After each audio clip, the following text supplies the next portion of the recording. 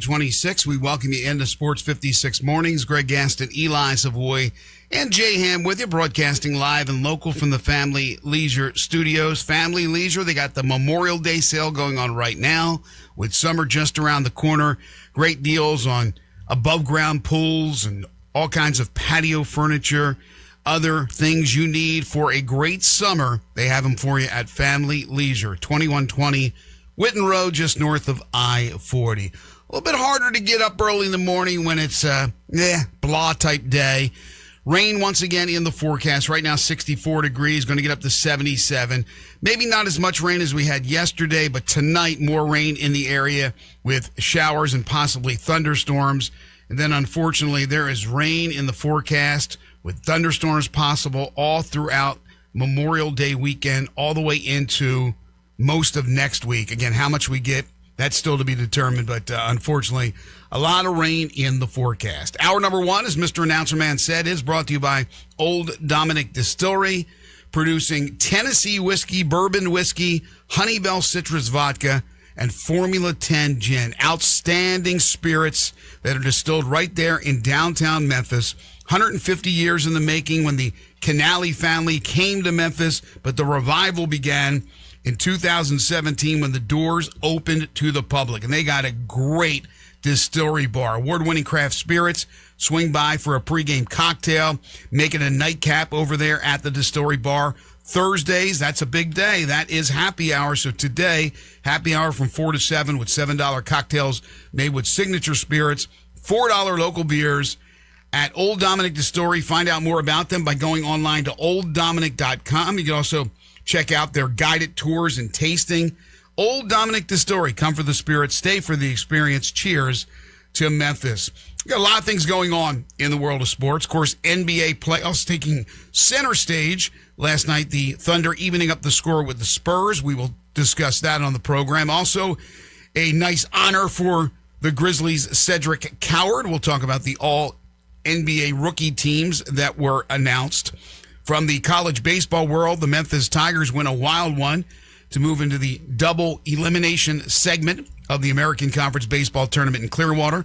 We'll update you on everything that's happening with the SEC tournament, as well as the Vols fall to the Hogs of Arkansas. Mississippi State also a winner. We have yet another speeding incident involving a Georgia Bulldog, but this is a former Georgia Bulldog, now a mainstay of the Philadelphia Eagles defense. We got some baseball to get into. We'll talk with Kerry Miller at 8:25. Another great night for Shohei Ohtani at the plate and on the hill. We got some news of the local tennis tournament that's coming to Memphis and some other attractions that will coincide with that tennis tournament.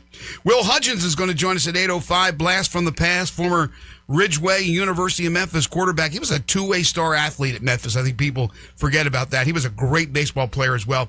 He's going to be in to talk about the second annual Mario Reed Foundation Golf Scramble. As I mentioned, Kerry Miller will join us at 8:25. We'll take your calls and texts on the Sissy's Log Cabin listener lines at 901-360-8255. Greetings. How are you?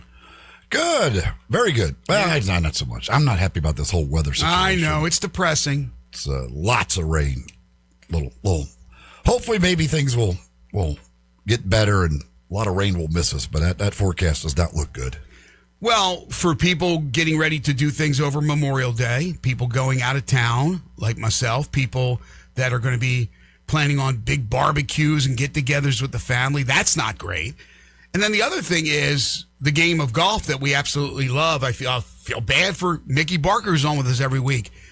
If it rains as much as they say it's going to rain, I know they need rain, but they don't need 2 weeks of rain. They need play, right? That's always important to bring in the money, bring in the dinero. So, yeah, we'll see. Maybe it's just an ugly forecast, and in fruition, it won't be as bad as it looks, but it does look gloomy. Jay Ham, he never looks gloomy. He's always up and ready to rock and roll, although he might be a little bit tired, just like I am. How are you? Sleepy. Yeah. But I'm ready to roll. I'm hanging in there. These games seem like they're, well, of course, we had a double overtime, then we had an overtime. Last night was regulation, but they just seem to be longer. I don't know why, but maybe it's just a feeling. I mean, I'm cool with it if they all just started like 6:30, 7 o'clock Central. Me as well.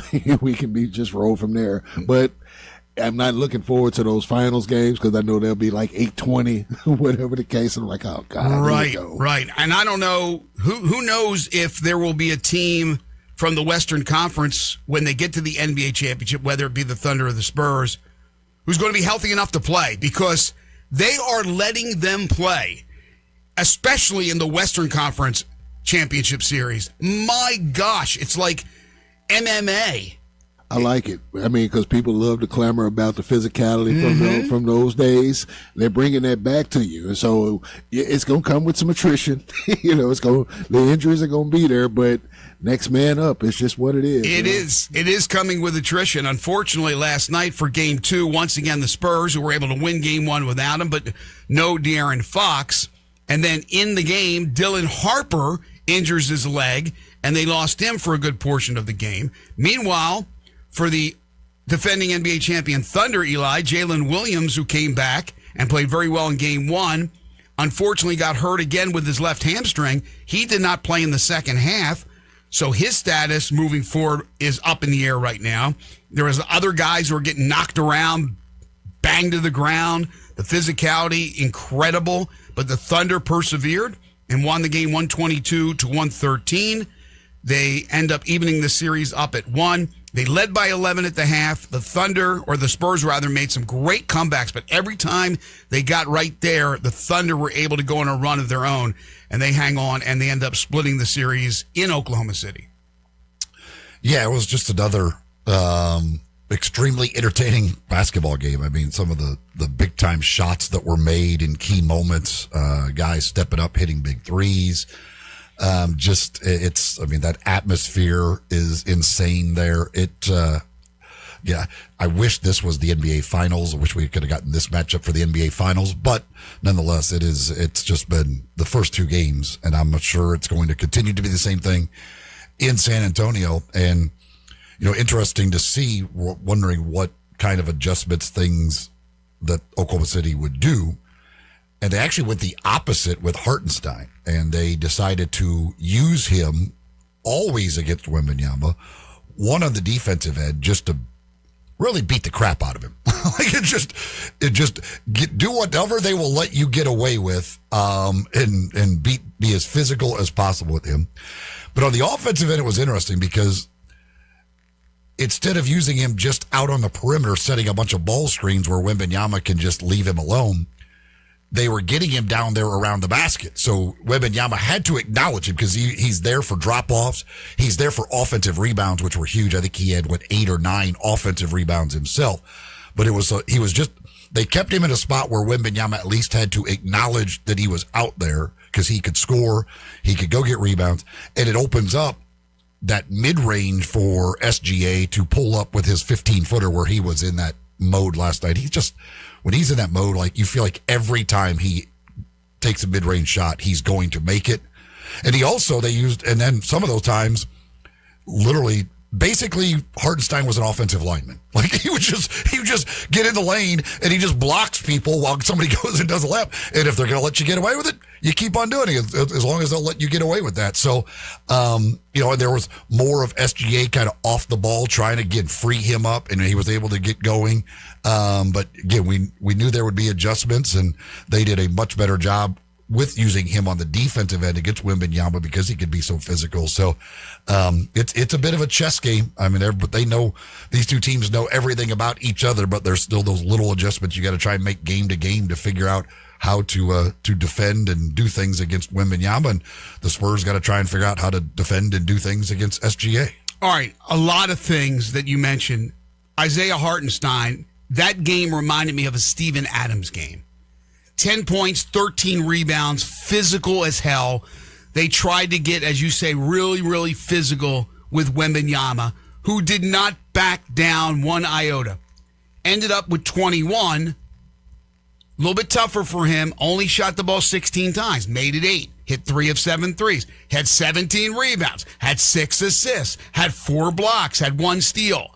That's actually doing a pretty good job on Victor Wembanyama. And he still absolutely dominates the stat sheet. But that's Hartenstein, who probably is not part of the future of the Thunder because of their financial situation. and who I would love if it was even possible for the Memphis Grizzlies to be able to go after. I love that type of player. He reminds me of Steven Adams. You mentioned SGA. SGA, that's why he's a two-time NBA MVP and the reigning MVP. 30 points, great assists. He had 9 assists. He wasn't afraid to get his nose dirty. He went in there, got 4 rebounds. He was in the battle. So SGA doing his thing, leading the way as usual. Once again, Chet Holmgren, not much of a factor. Did have 13 points, but I still think he needs to be better. On the flip side, you had the Spurs making threes. So when Wembanyama got double teamed and couldn't get down deep low in the paint where he would just reach over and dunk, they were kicking it out and making threes. They were 16 of 40. That's 40% from three, making 16. Not too bad for the Thunder. They were 13 of 36 for 36%, but 3 more made threes by the Spurs. The difference in this game was turnovers. And again, you don't have Harper, who's only a rookie anyway. You already don't have De'Aaron Fox, who is a great ball dribbler, distributor, great turnover, assist to turnover ratio. So you got Castle in there, who is making Castle's been great, but he's making a ton of turnovers. What do you have in game 1? 11. He had 9. He's had 20 turnovers in 2 games.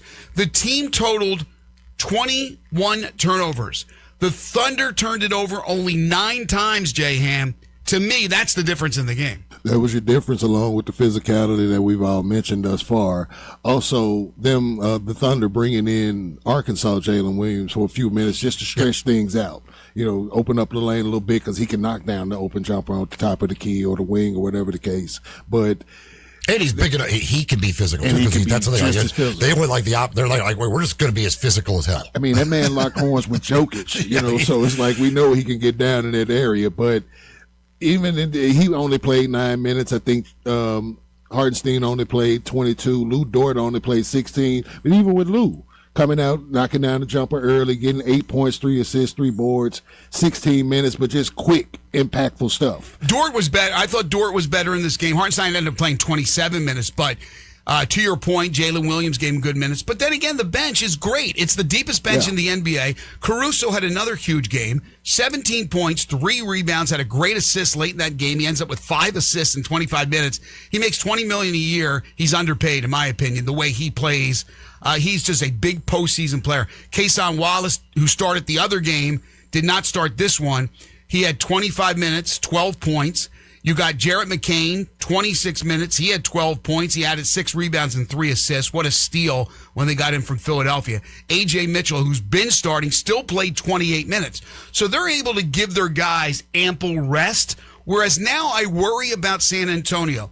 If the Harper injury is anything serious, you're already down Fox. We're not sure when he comes back. They had to use Jordan McLaughlin, for goodness sake. So they are going down deep into their roster.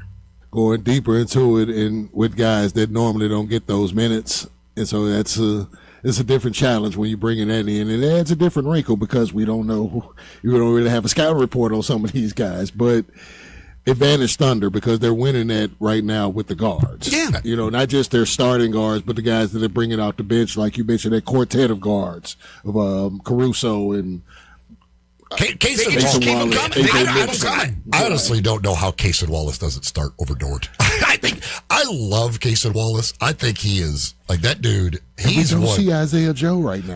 He finally played, but he didn't do much. Right. Yeah, but you're right. Isaiah Joe would be a 7th man on a lot of teams. Like A.J. Mitchell, I know, and he's been great. But to me, Case and Wallace, I love that dude. I do too. He's so good defensively. Yeah, he gets rebounds, I don't know, but he seems to make winning plays. And when you need a 3, he steps up and hits big threes. Dort was better last night. To me, I would be starting Kason Wallace over Lou Dort any day of the week. I love watching Kason Wallace. I think that dude is just a bulldog, and he's so good on the defensive end and can just step up. And I feel he make big threes constantly. He's got some good money and a feature spot waiting on him somewhere in this league. You know, and he doesn't ever seem to take a bad shot. Like his shots always come like in rhythm in the offense. Like it's like that's Mitchell will get carried away like he did in game 1 and take that out. Like he'll throw up some stuff. Like Wallace never seems to take a bad shot. Here's the thing though. Game 1, we had this out of this world performance by Victor Wembanyama. Great performance by the Spurs, and they were able to win that game.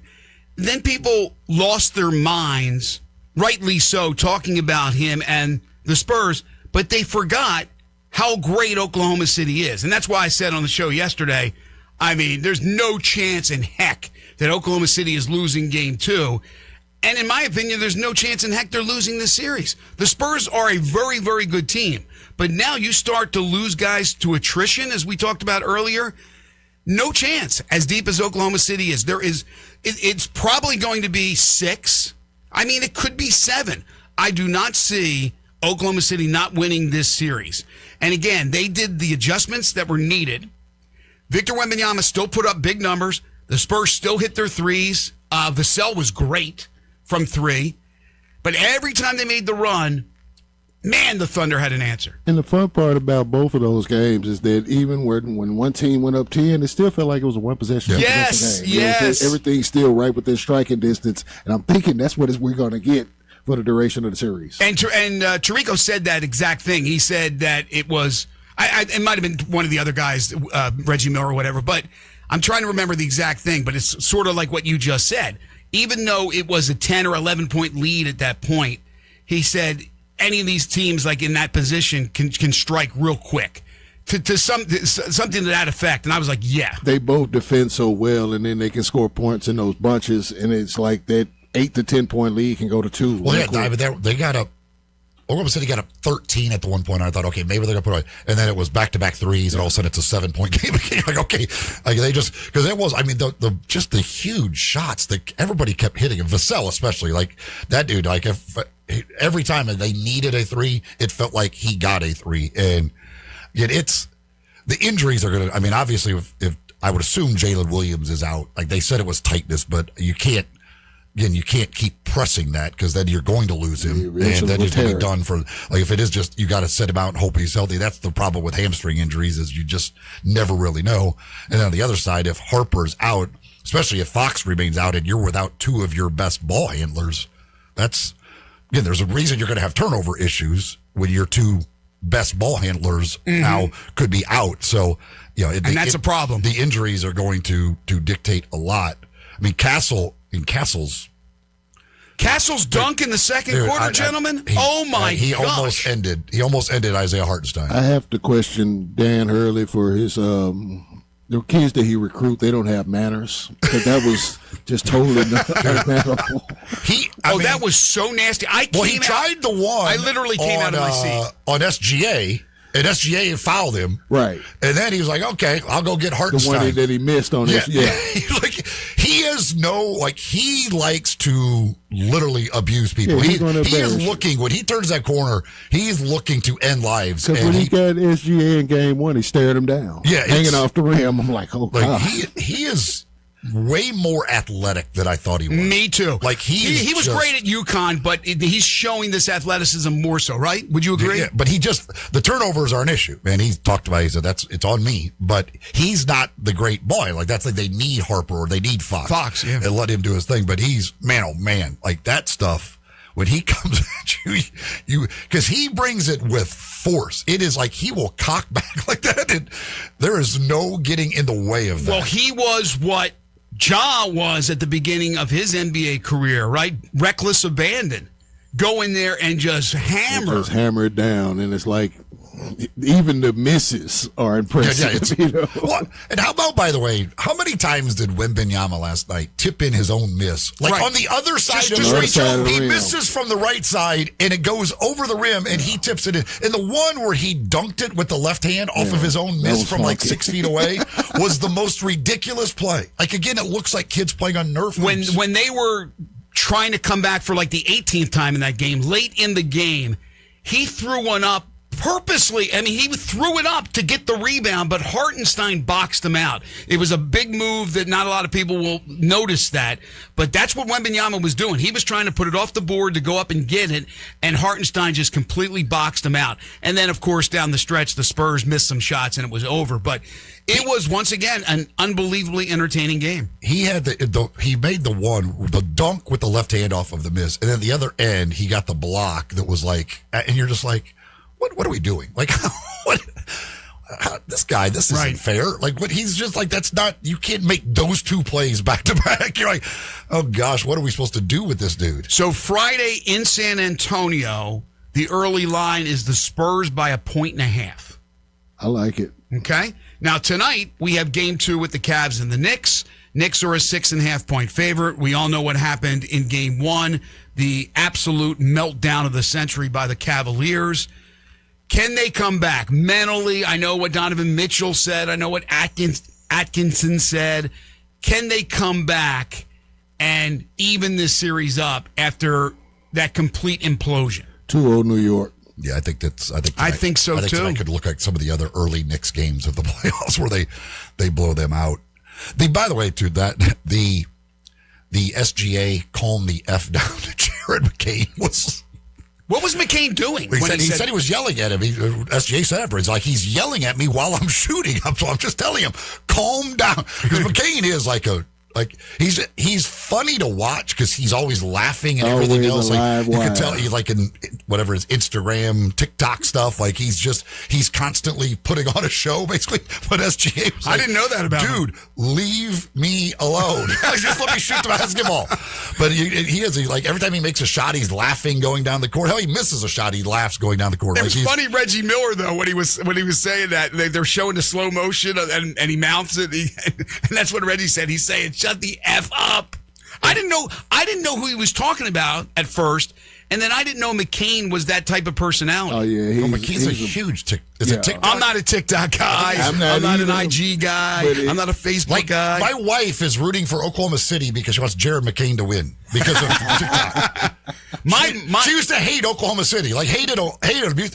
Like went to a game, came back from a game talking about how she can't stand Lou Dort, hates Oklahoma City. Now she wants Oklahoma City to win because they traded for Jared McCain because he's a TikTok star. Man. My buddy, who's a huge Sixers fan, is still pissed that they traded him away, and then of course they end up firing Daryl Morey. He ends up getting fired. I mean, it's not just from that move, but that move, now that you look at it and you watch McCain play and you go, wait a minute, man, that probably wasn't worth the draft pick or whatever they traded for him.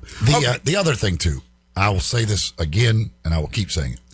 If you don't think flopping is a bigger issue than tanking in the NBA, you're crazy.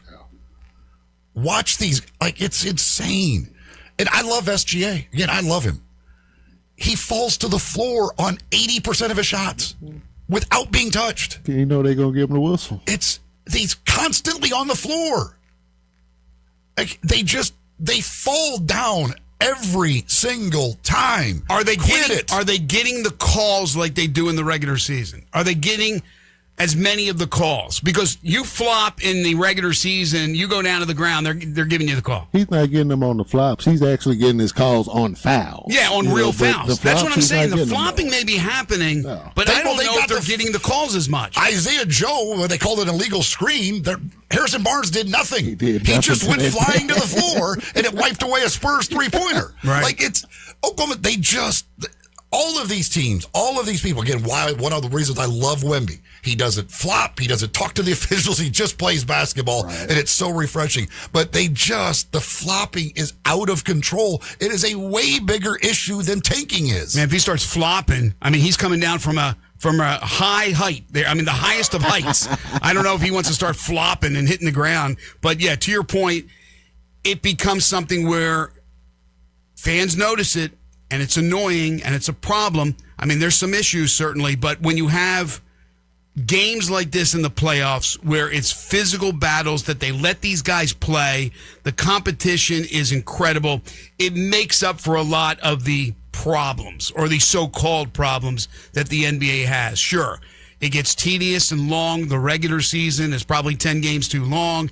We have the tanking problem. We have the flopping problem. But when you have the competition that we're seeing in this series, then if you don't like this, you just don't like basketball or you don't like the NBA. And that's your prerogative.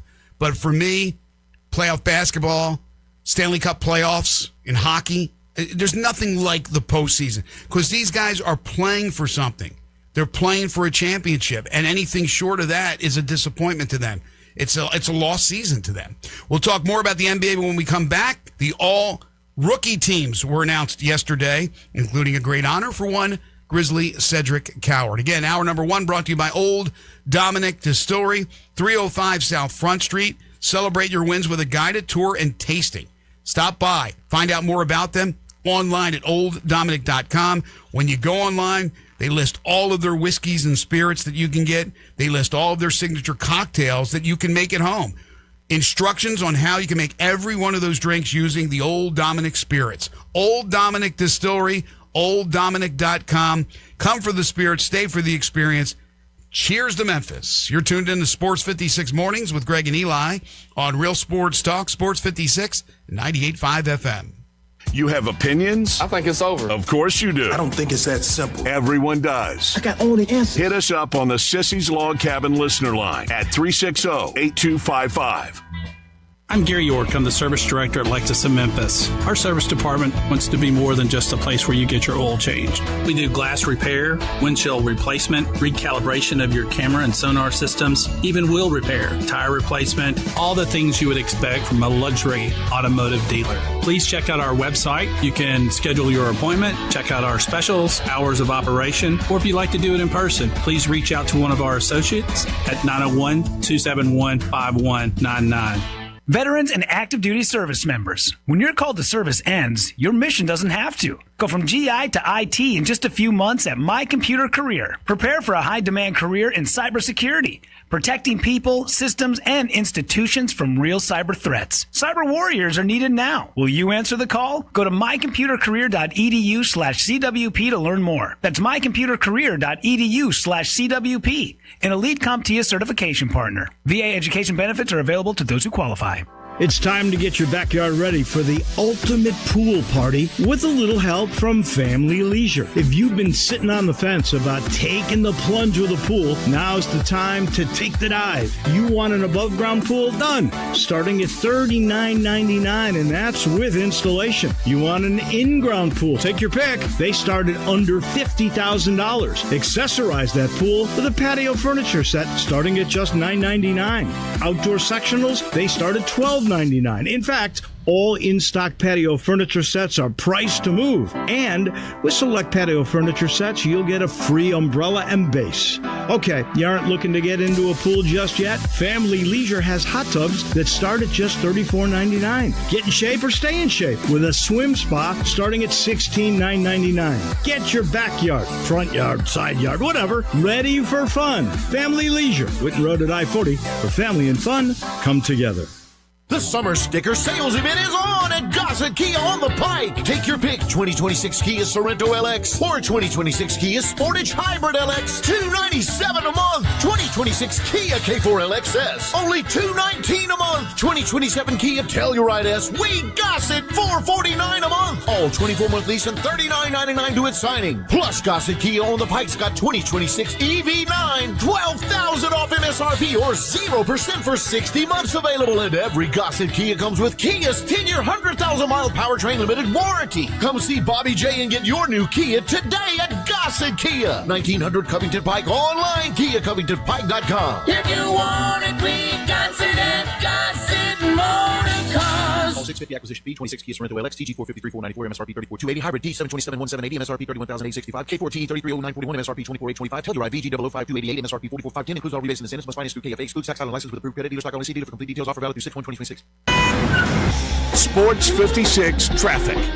Good morning. It's gotten a little bit heavier in the last few minutes, but it's moving now. 55 over here in this road work as you come past 3rd. It could be tricky there throughout the day. Just be careful there on 55 as it gets a little bit heavier now in the last few minutes. 385 Billboard Parkway coming inbound right out of Collierville up by Hacks Crossroads, working your way on Billboard Parkway onto that ramp there at 240 passing Mount Moriah. Hey, don't let the slipping transmission give you some problems. Bring it to AMCO today. These guys are the best. There's 2 locations right here in Memphis. Tell them I sent you. I'm Commander Chuck. You're on time traffic.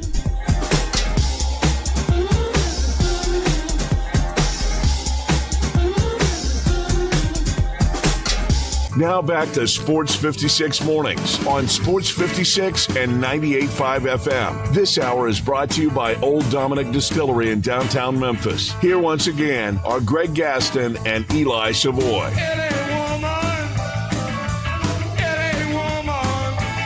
Rolling right along on a Thursday morning. Glad you're with us. Just getting started. Got 2.5 more hours to go. We got some comments that you have texted in. You can hit us up on the Sissy's Log Cabin listener lines at 901-360-8255. One text says, talking about the flopping, says, I don't know how you could watch Oklahoma City games. The flopping is sickening. Another one says, that's why Oklahoma City is not respected. I'm sick of SGA. He flops and falls all game long. I do think they're respected. And I'm not saying by any means that Oklahoma City is the only team that flops. Again, it is an epidemic that runs, to me, across the NBA. I think it's the way bigger issue than tanking is the way the flopping, the league doesn't believe that. Constant reacting to throwing your arms up in the air constantly every time you miss a shot. Right. It's like soccer. It makes it very difficult and frustrating at times to watch. And the crowd always reacts to the players' reaction. So they're all over the officials who think it's a terrible call when they don't get the call or whatever. Then you see the replay and you're like, oh no, the guy wasn't even touched. He just threw his arms up in the air and started screaming is all he did. But it's that to me, they have to start doing more to prevent that. Start calling the flops, giving technicals, whatever, because it does it gets just frustrating at times to watch. Do you think teams, especially in this case, Oklahoma City, talk about doing that? Or do you think it's just a bunch of guys, especially led by SGA, it just happens to be a lot of play? Well, it's not all players. Like you said, Wemby doesn't do it. Most do. Do a lot of the Spurs do it? Yeah. J-Han? This is a league-wide thing. Yeah. It's not exclusive to one team at all. Okay, but you don't think there's a team going, listen, man, let's sell it. Let's sell it. Selling it is has been part of basketball forever. But it's, again, every time you miss a shot, basically throwing your arms up, or even every time you go to the basket, when you shoot it, then yelling, screaming, and throwing your arms up in the air. I'm sure, I don't want to be the get off my lawn guy, but I'll be the get off my lawn guy. I'm sure it happened years ago, once in a while, but I don't remember Jabbar falling to the ground and screaming he got hurt, or Magic or Bird or Michael Jordan. I'm sure at times maybe they embellished, but it wasn't some epidemic. I don't even remember talking about that. It was always about soccer. It was always soccer did it. You remember those little updates that Red Auerbach used to do, like teaching clinics? Oh, yeah. One of those was about flopping. And he was it really? In about it. It was like late 70s, early 80s. That's why I say maybe some teams actually do talk about that. Yeah, it was that Red went in about it. That's why I was like, this is not a new thing. We steal a couple of calls from the officials. Maybe we win the game. Maybe it's a difference between winning and losing. In drawing charges, again, we talk that is 100%. Like you have to, that's part of it. That is part of it. Yeah. Sure. But it's the percentage of shots where SGA ends up on the floor is incredible. It's just, by the way, taking jumpers and then going to the floor is amazing. Or at the very least, arms are flailing in the air. And again, he's not the only one. It's all over the NBA guys do it. Ja does it all. Everybody does it. It's a constant thing that if you go towards the basket at all, if there's a defender there, they're putting up the shot and their arms are going to go flying through the air to act like they got fouled. Deception is a big part of basketball. It's a big part of sports, but deception, NFL, football, of course. And then I go back to, remember the commercial where they're playing like a high school game or a church league game or whatever. And the kid took it to accountability for the ball going out on him. Right. That never happens. That doesn't happen. It's a bunch of BS. No, we went out on me, coach. No, you never say that. In fact, you do the opposite. You go, went out on him when you know it went out on you. We can tell my coach that it went out on me and be like, okay, shut up. Exactly. Now you kind of have to, because if there are people be signaling to challenge it. There was one, I think it was in game one. I think it was in game one of this series where they called a foul and everybody started doing the twirly finger towards the bench. And I don't remember who it was. I think it was one of the Thunder players was like, no, I fouled him. Like he was just like everybody else is doing this, and he's like, "No, I fouled him. I fouled him." And he's like, "So do not challenge that. I fouled him." Exception to the rule. Like it's like now because everybody starts challenge it, and you have to be like, "No, dude, don't," because it's my off me or I fouled him, whatever. Do not challenge that. Don't waste a challenge. But anyway, you could read his lips, and he said, "I fouled him." And so they're like, "Okay, well, we don't need to worry about it then." Last night, they announced the NBA all-rookie teams. You guys were right about Cedric Coward. There was a lot of individuals who voted, and the ones that I read had Coward's second team. That's why I thought, man, there's a lot of people putting him on the second team. I think he's going to come up short. He did not. The other four were expected. Cooper Flagg, Con Kneppel, VJ Edgecombe, Dylan Harper. Although Eli was right yesterday when he said Dylan Harper was not a slam dunk. Those four and Cedric Coward, congratulations. That is the third Grizzly in the last 2 years to be on the all-rookie team. Also, the 8th Grizzly rookie in the last 8 seasons to be awarded a spot on one of those teams. First or second team. That's amazing. Well, the thing is, if you go back to, and I'll take the Jaren year out of it because I don't know what exactly is, but the next year, the Ja year, Zach Kleiman was the guy in charge.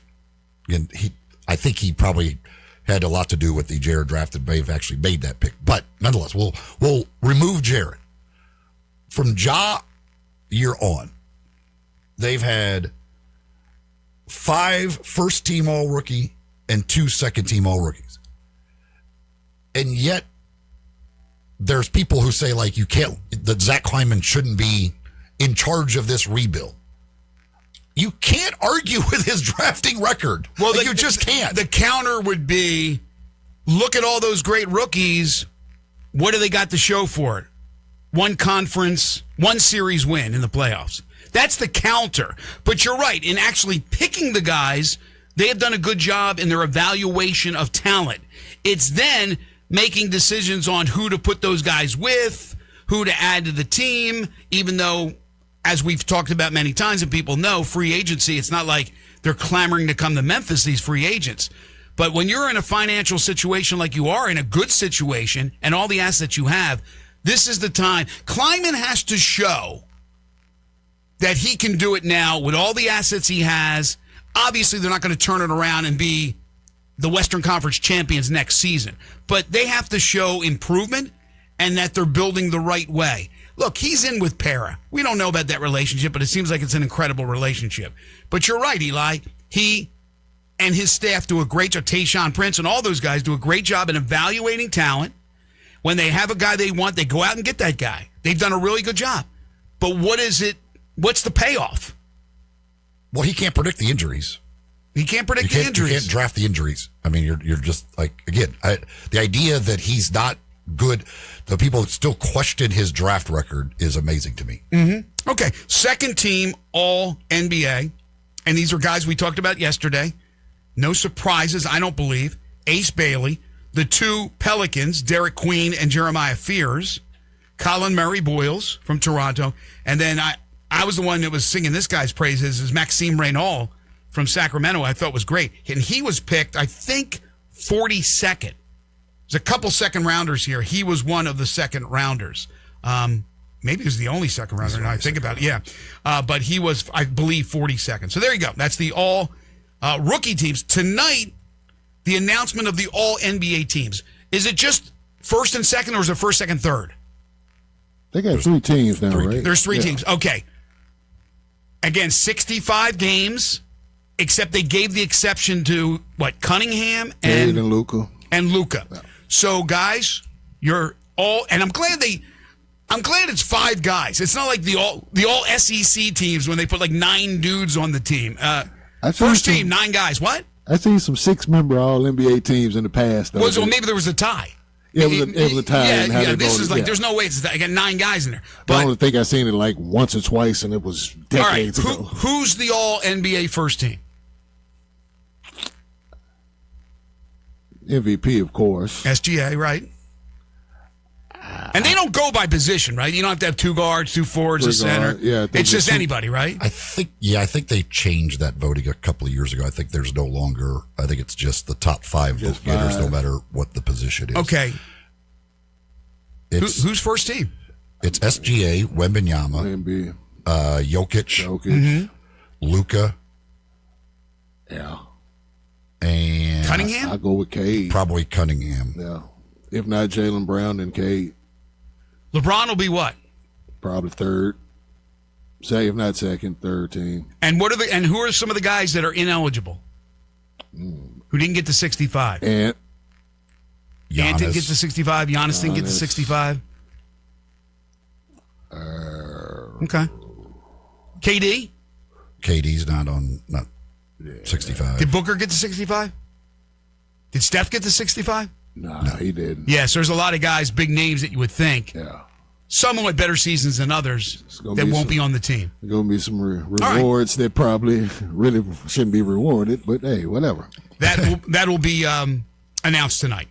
Okay, couple other things before we take our next break. Again, Will Hudgens, Blast from the Past, will join us at 8:05 in studio. Kerry Miller at 8:25, Major League Baseball. Who says you can't go home again? Coach O.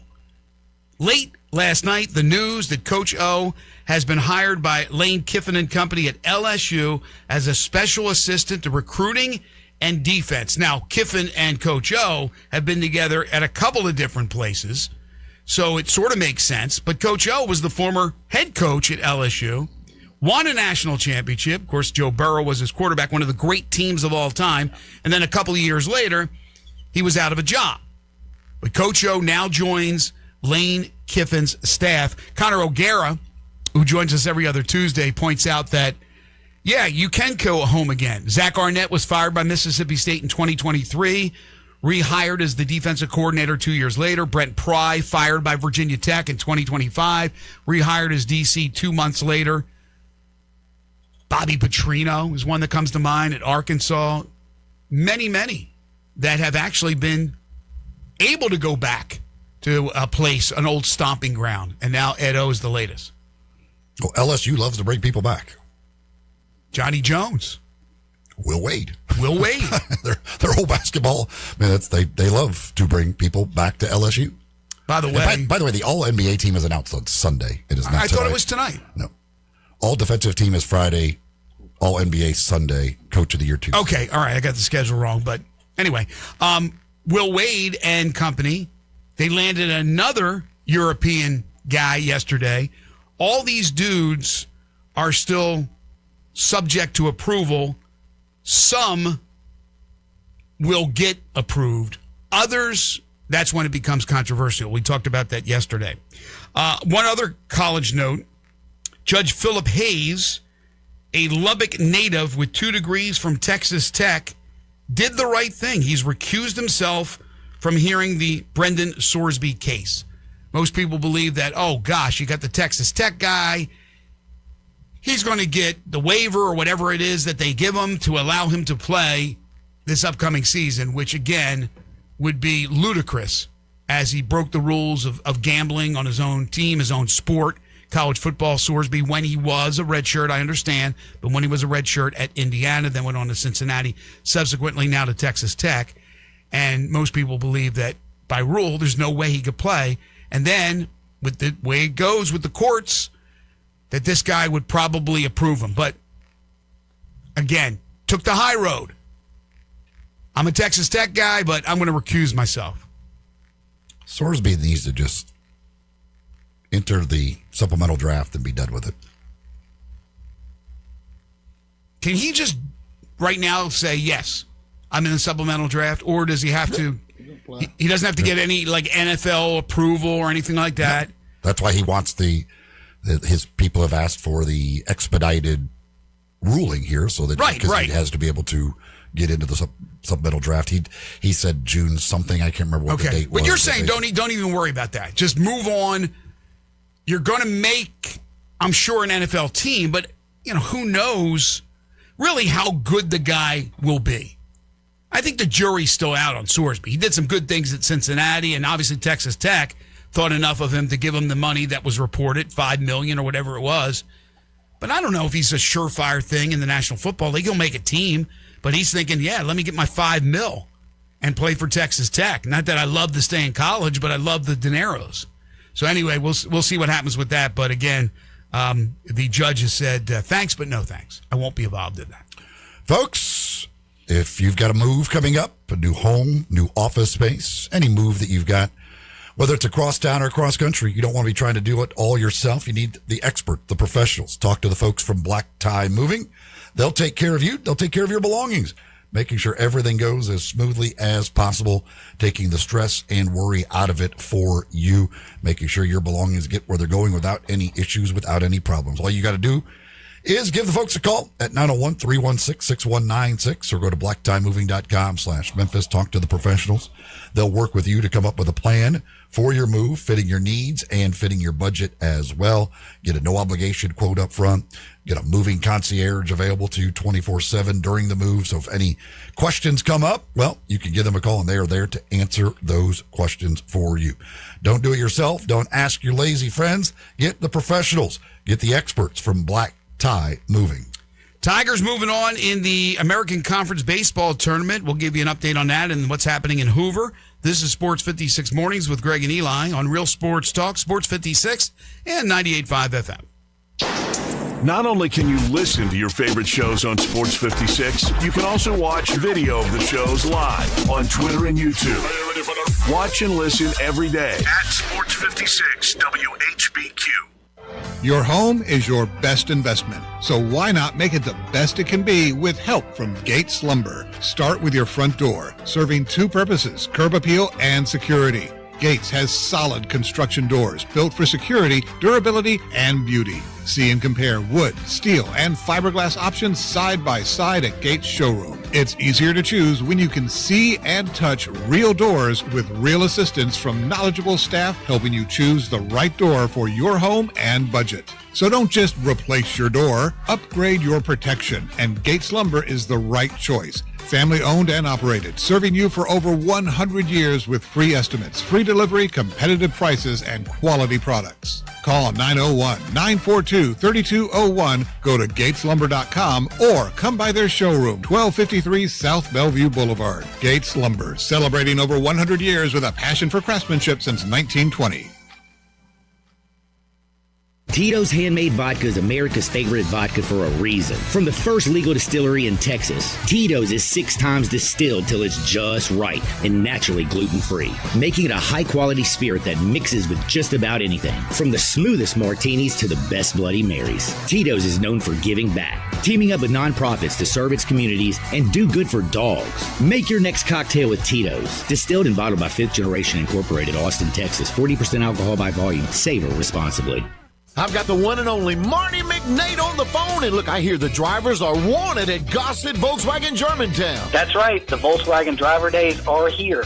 Listen to this, Randy. I've got 2026 Jetta S, $249 a month. Jetta S, $249 a month, that's awesome. What else you got? How about 2026 Tiguan S, $269 a month. Tiguan only $269. How about Atlas? I've got 2026 Atlas SE, $329 a month. $329 a month for Atlas SE. That is amazing. So Mid-South, if you're looking for a deal on Volkswagen, get out there and see the man. Come see me, Marty McNate, at Gossett Volkswagen Germantown, 7420 Winchester Road, or shop online at GossettVWG.com. And remember, your future is what you make it. Gossett Volkswagen Germantown. Atlas TC 564,681, MSRP 41,911, Jetta TMO 312,217, MSRP 25,791, Tiguan TMO 43,763, MSRP 32,881. Includes all rebates and incentives. Must be financed through Volkswagen Credit PF 895. Excludes tax title license approved credit. See dealer for complete details. Offer in 6/2026. Dealers back only. Memorial Day savings are happening at the Home Depot. Get up to an extra $1,000 off select top brand appliances like Frigidaire. Plus, get free delivery. Upgrade your kitchen with a fridge with an extra large ice capacity, a stone-baked pizza oven, or a dishwasher offering an extra fast 50-minute normal wash cycle. Save on appliances this Memorial Day at the Home Depot. Offer valid May 14th through June 3rd. U.S. only. Free delivery on appliance purchases of $998 or more. See store online for details. Now back to Sports 56 Mornings on Sports 56 and 98.5 FM. This hour is brought to you by Old Dominick Distillery in downtown Memphis. Here once again are Greg Gaston and Eli Savoy. That's me in the corner. One other note about Coach O's return to LSU. They fired him, LSU did, back in 2021. They just finished paying him his final $17 million, whatever it was, however it was divided, payout from his buyout. So they just finished wrapping up that $17 million payment, and now he's back on the payroll. In the meantime, they're still paying Brian Kelly, of course, who was just let go last year, with a $54 million buyout, and now Lane Kiffin under contract at $91 million. LSU has money to burn with what Will Wade's doing. You get a $5 million contract, you get a $5 million contract. It's like Oprah. It's crazy, those numbers. Yesterday, down in Clearwater, Florida, the Memphis Tigers baseball team in the conference tournament for the first time in 3 years advances to the double elimination portion of the tournament. So they're down to 6 teams. Memphis is one of them. The 5-seed Tigers beat the 8th-seeded Charlotte 49ers 13-9. Tigers led that game 12-1, Eli. They had one out in the 7th. I assume they still have the run rule in the tournament. Maybe they don't. Maybe they get rid of it. I assume they use it. I mean, I'm assuming that as well. The SEC uses it. So they were 2 outs away from run ruling Charlotte. And Hal, the starter, who was great when they played Charlotte last week, was great again. Gave up a couple of singles. I think they ended up loading the bases with 1 out. And Matt Reiser pulled him.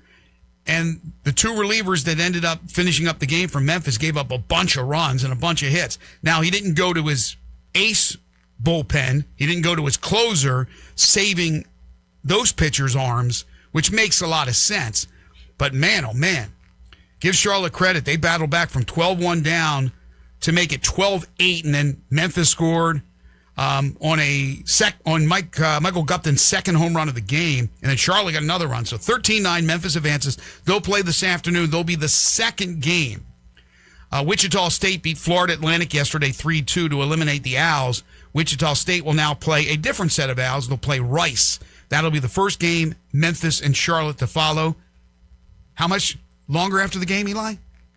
47 minutes. 47 minutes after that one is over. Meanwhile, in Hoover, Alabama, the SEC tournament, results from yesterday if you missed it.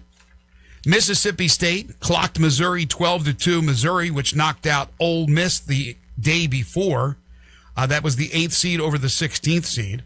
It was number 5 Florida beating number 12 Vandy 8-3. It was number 7 Arkansas over number 10 Tennessee 8-4.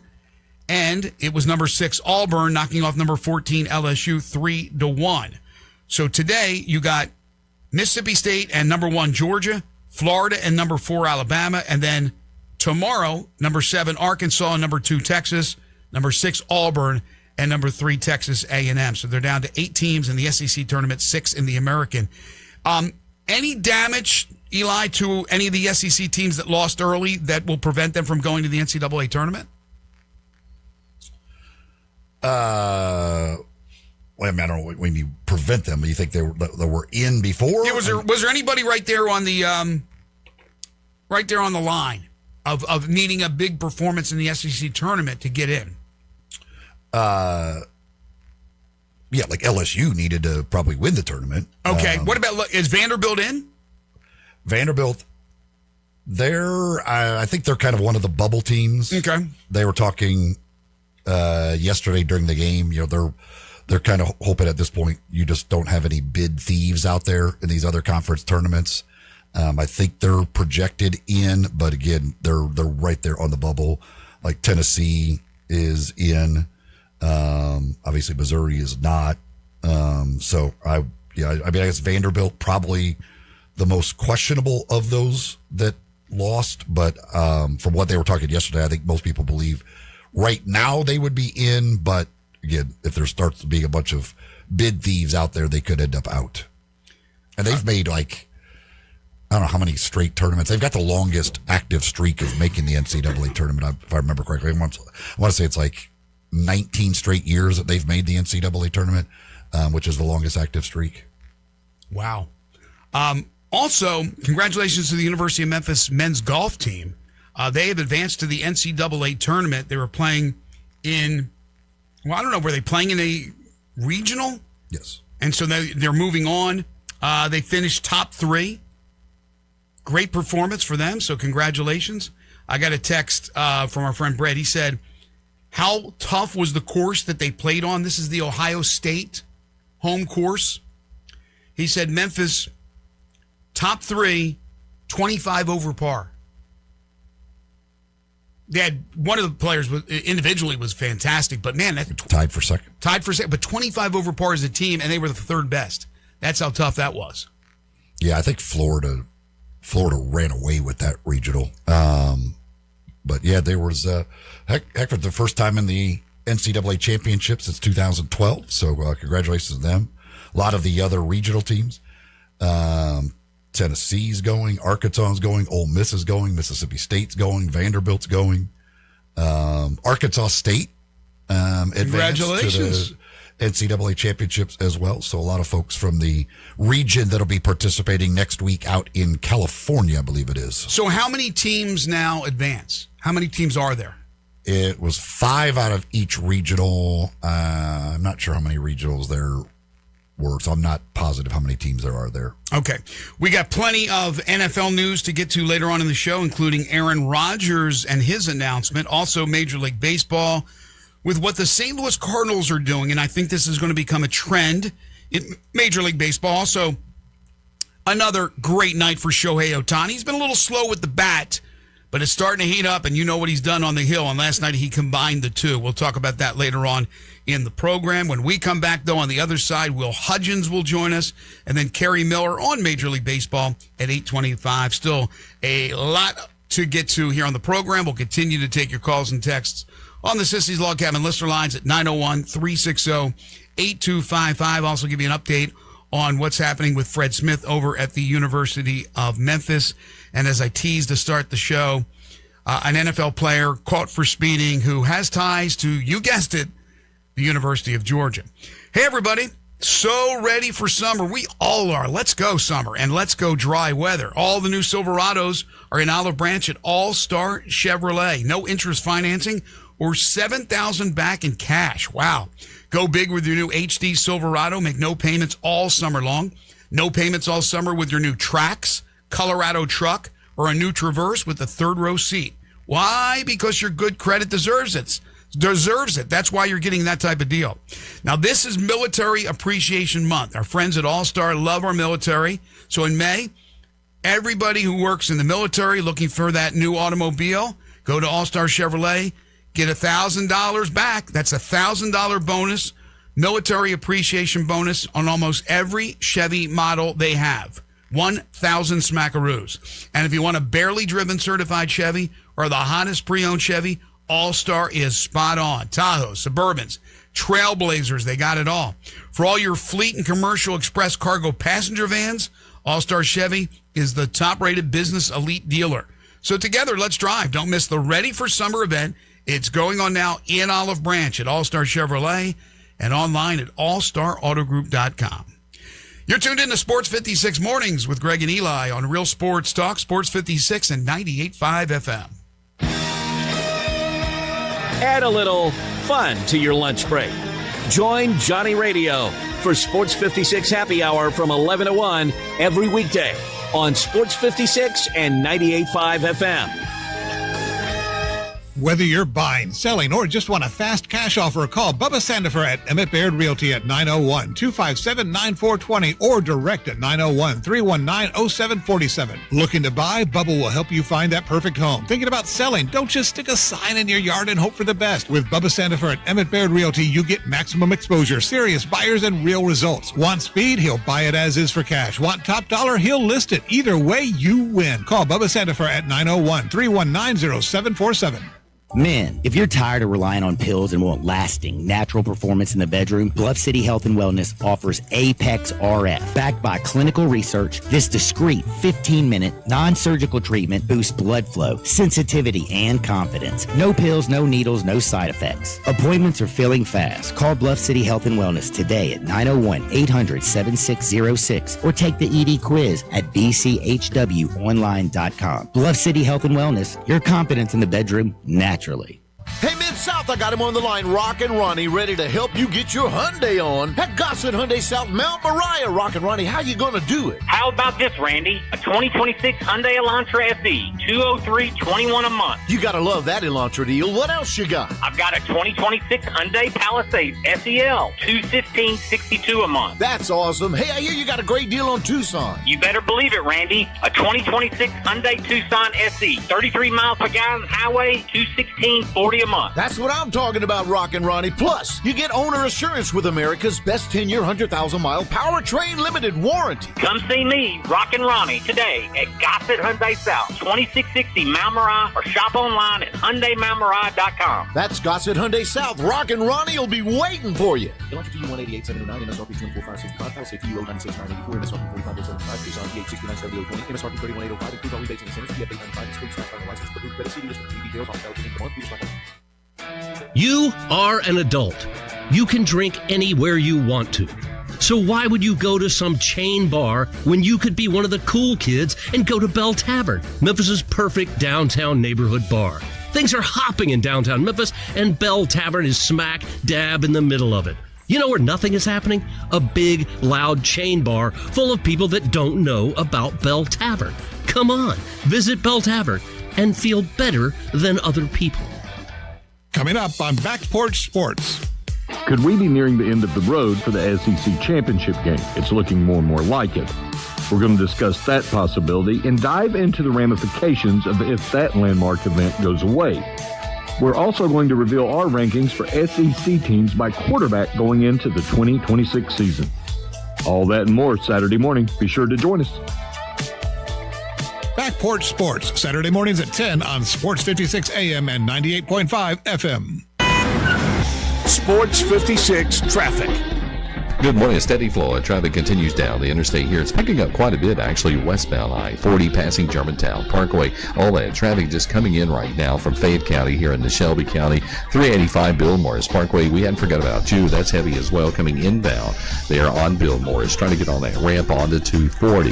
Hey, don't let a slipping transmission make things worse on your car or truck having transmission issues. Even if your light comes on, let them check it out today at Amco Transmissions. 2 locations right here in Memphis. Tell them I sent you. I'm Commander Chuck. You're on time traffic.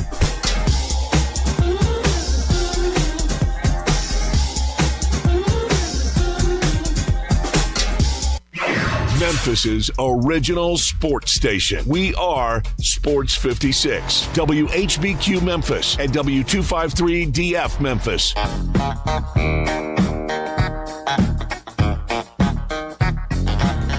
Now back to Sports 56 mornings on Sports 56 and 98.5 FM. This hour is brought to you by James Gaddis Jewelers. Don't you just love it? Here once again, Greg Gaston and Eli Savoy.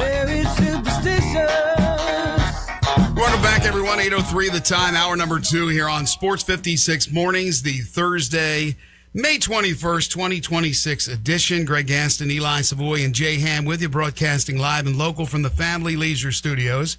Family Leisure, 2120 Whitten Road, just north of I-40. They got the big Memorial Day sale going on right now. 64 degrees right now.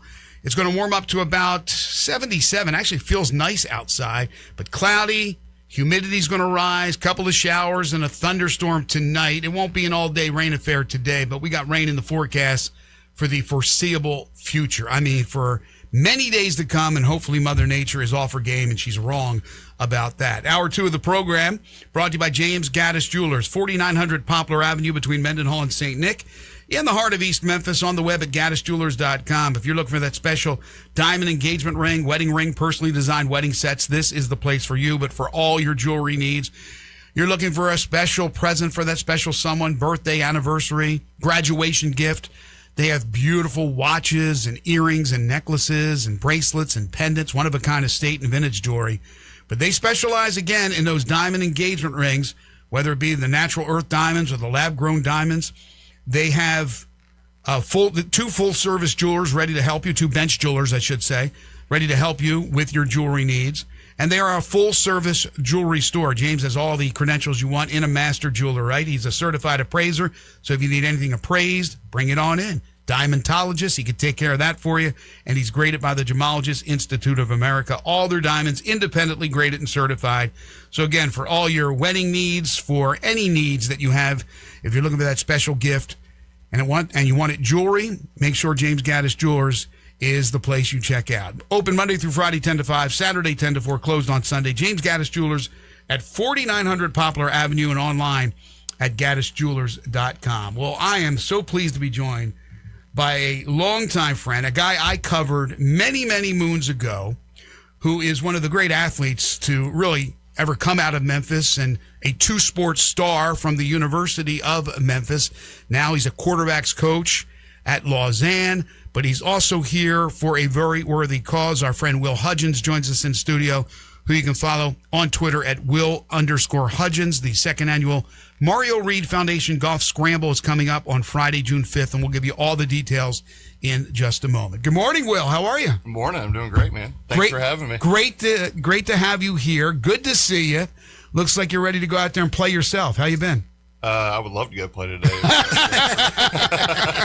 I'm doing great, though. Thanks for having me, and can't thank y'all enough for letting us on and talk a little bit about the golf tournament. Okay, I can't believe it. We were talking before the break, and I said, how long has it been since Mario's accident? Because I covered it when I was in television at Channel 24. I remember it vividly. Of course, I remember covering you so much over at Ridgeway. And you said 97? Yeah, 97. It is years. hard to believe that we're looking at basically 30 years since the accident. How is Mario doing? Mario's doing great. He's just, when you're around him, you can just feel that infectious energy about himself. And but he's doing great. He's up, and he's he's getting up to Nashville when he can for Paralysis Day on the Hill, and he's out and about in the community doing anything and everything he can to just promote paralysis and the awareness, and raise money. Sure. Yeah. Well, give us first of all the details about the golf tournament, how this kind of came together, and how folks can get involved. So the golf tournament will be June 5th at Forest Hill Golf Course out in Drummond, Tennessee. It is Friday afternoon. I think we're going to have a 12 o'clock shotgun start. We're going to have a lunch catered by Southern Meat, which is out on Highway 51. And get on the MarioReedFoundation.org website, and there's a link on there to register and sign up for the golf tournament. MarioReedFoundation.org. Yes, MarioReedFoundation.org, and there's a link for the golf scramble, MRF Golf Scramble right there, and that's where you can register for anything to do with the golf tournament. We have tee box sponsors, we have beer cart sponsors, title sponsors, and just donations if you just want to be able to give out, and that's the easiest way to get on there and sign and up. I assume it's a 4-person scramble. 4-person scramble, and we want to try and get as many folks out as we possibly can. And once again, all the proceeds go to help raise awareness and support for people dealing with paralysis. It was a scary moment, obviously very, very tragic. But Mario, again, as you said, doing well, amazing, bucking the odds. Let's be honest with what he's been able to do with his life. He's such a great young man. But for those who don't remember, this happened in a high school game in '97. He was with Millington, correct? Yeah, playing for Millington, and they're actually playing Houston High School. And there was another kid that had broke his leg earlier in the game. So it was kind of a weird night. And then Mario had his incident, obviously, and then they had to fly the chopper in and do all that sort of stuff. So crazy night, Friday night football, but it's just one of those things you can't ever, you never know when it's going to happen. And, when you talk to Mario, it was never anything that was going to hold him back. Yeah. It was never a woe is me. Yeah, exactly. Right? He never looked at it as, why me? Why? I mean, he just took it and said, you know what, I'm going to keep moving forward, and this is the path that I was given, and I'm going to take everything I can with it and move forward. How did you get involved with Mario and the foundation? So my uncle broke his neck playing football at the University of Memphis, and when he passed away in 2000, one thing that I always remembered was Mario was at my uncle's funeral, and him and my uncle had a relationship. Obviously, my uncle reached out and mentored him when his accident. And so it always just it always just stuck in my head that Mario was there, right? And I don't know why. It's just one of those memories that burns in your head, right? And, fast forward, I run across an old teammate of mine, Isaac Daniels, and he was on the board. So, when I ran across Isaac, it's like, well, what do you normally do when you see an old teammate? You kind of stalk him on Facebook or, all his socials and see what he's doing. And I saw that he was involved with the Mario Reed Foundation, and I was kind of one of those, there's a reason I ran into him. There's a reason I see him, and the reason I looked up those sort of things. And so I reached out to him and said, hey, I want to get involved somehow. I don't know how I can be involved. I just want to be involved. I felt like that was kind of a calling for me. And so I reached out to him. We got in touch, went and ate lunch with Mario, talked. And so I just brought up the golf tournament. I said, hey, do a fundraiser. Why not try and do a golf tournament? And so second year in a row, we did great last year. Had about 10 teams last year, raised a little over $5,000. So you got to start somewhere. And, our biggest thing is we just want to continue to grow it, continue to promote and keep this thing going. Again, MarioReedFoundation.org. Okay? Yes. To sign up, to sponsor a hole, to sponsor the event, to just give money. It goes to a very, very worthy cause. Will Hudgens is joining us here in studio, the former two-time star athlete at the University of Memphis. Not two-time, but two-sport star, both football and baseball. My gosh, the guy's been playing sports probably since he was 1. For those who don't remember, remind everybody who your uncle was. So my uncle's Bill Crumby, and he played at Christian Millers High School, and then he walked on, was a defensive back at the University of Memphis. And in 1977, which is kind of a, that 7 year, whatever that has to do with it, he broke his neck against Southern Miss on a kickoff.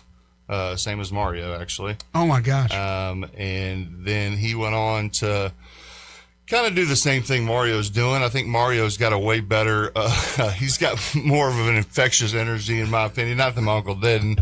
He's more outgoing, I'll put it that way. But my uncle started Tiger Cleaners. He ran a business for 20 years.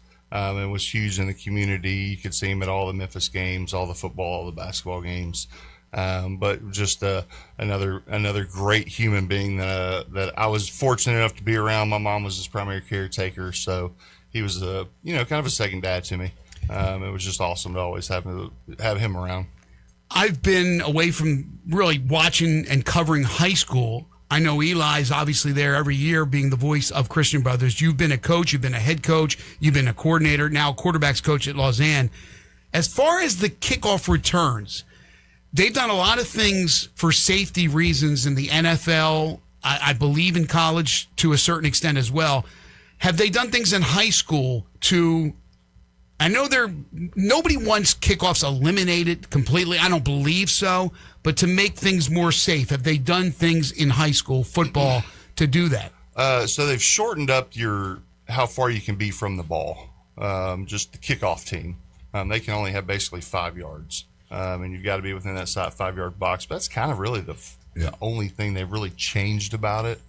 From our standpoint, we hope they kick it in the end zone every time. Sure. So we don't have to worry about tackling them. But it is something that probably should be looked at. Especially with depth. You don't want to put your starters out on all your special teams. You're trying to get young guys playing time, and so. Do we still see this serious injuries like we did? Not as bad. I don't believe so. You see it every Friday. Yeah, I don't know. It's like it's one of those things. Obviously, any one of those injuries certainly is the absolute thing. Obviously, I think equipment's probably a little bit better than what it was, but yeah, I always wonder, like with. And I don't know what all the numbers say about the NFL kickoff now with the new kickoff that they're doing. Like, does that kickoff start making its way down? Does it go to college? Does it go to high school? Does that become the normal kickoff setup around all football? But so far, college hasn't even adapted that. Yeah, and I think the hardest part with the NFL one is the ability of the actual kicker. You got to be pretty good to place the ball. That's the thing. Yeah, that's right. Because there's a high school kicker. Like, if you got to try and place it between the 20 and the goal line, like there's guys that's just hard to do. Yeah, 100%. And not everybody's fortunate to have kickers. Yeah. There's a lot of teams that don't have a soccer program or where they can go pick guys that can actually kick a ball. But yeah, it is something I think they need to look into, but yeah, not a whole lot of change. Are you enjoying your time under Kevin LaCastro over at Lausanne? Absolutely love it. I mean, I couldn't ask to work for a better guy. And not just Kevin, but our entire staff and our entire school community. It's just awesome. But, I mean, if you know Coach LaCastro, every time you walk in, it's just a big old smile on his face. He's got some joke for you and just full energy himself. And, you know, I think, he turned 60 about 2 weeks ago. So, congrats, Coach, if you're listening. Yeah, not that he's getting up there. I mean, he still looks great, still doing great, you know, but just a lot of energy, a lot of fun, and just a great guy to learn football from. How about your quarterbacks? How are they looking for this upcoming year? So Thomas Effner just transferred in from Melrose, so we're super excited about him. He's an unbelievably high IQ guy. Loves football. He's out there working his butt off every day. Kind of full circle moment for me. His dad and I graduated the same year. He was at Melrose in 2004 when I was coming out. Really? He went to South Carolina. I went to Memphis. And I used to mess with him and tell him, you know, I used to always look to see what your dad's stats were Saturday morning to make sure that I upped him, you know. But it's cool when to they had physical papers, right? Exactly. When there's a box score in the paper. So he's coming in. We've got a very talented group coming back. We've got a very talented receiver, but we've got a really good core that's been in our program for 3 to 4 years now that we're super excited about. You know, there's a lot of things I look at and I go, my gosh, like I am old, but I feel so old when I saw yesterday where Cedric Wilson Jr., who's been in the NFL for a while, signed with the Lions. And I look him up and he's 30. And I covered his dad for a little bit because he was off to Tennessee in 97. I got here in 95. His dad is now the Melrose coach, Cedric Wilson Sr. I'm like, my gosh, his son is now 30 years old. Well, when I saw your tweet, it made me think because I was at Houston when he was at White Station, and we played them in the playoffs. Oh, and Junior. So, Junior, correct, yeah, and he absolutely destroyed us. He had nightmares about that. Yeah, it did. He broke his leg during the game, or broke his hip or something. I have to ask Riccone about it, but he destroyed us. And when he said that, I'm thinking he's 30, and that was, 12 years ago. I mean, and for probably, no, not aging you. I'm up there. It made me think about how old I was, so, you know. Well, yeah. What do you think, obviously, nowadays in every level of football and everything else, transfers are a thing. They've just did the rules in high school football.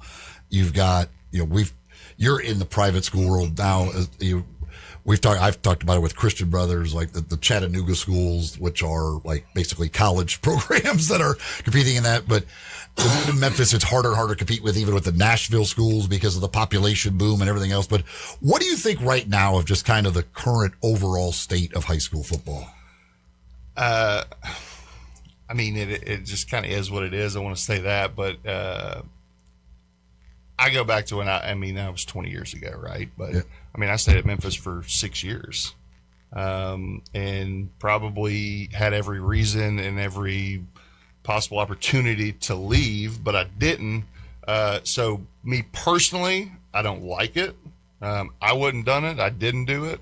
But I think with the NIL money in college, it's hard to tell a kid don't go somewhere because you're going to be able to play. Mm-hmm. Especially if you look in front of you and there's juniors and seniors and you can't do it because there's money involved. I mean, these guys have the opportunity to leave high school and go make real money. And if they don't get on the field and they don't play, they're not going to be able to do that sort of thing. So catch-22 from double-edged sword, however you want to look at it. It's just hard for me.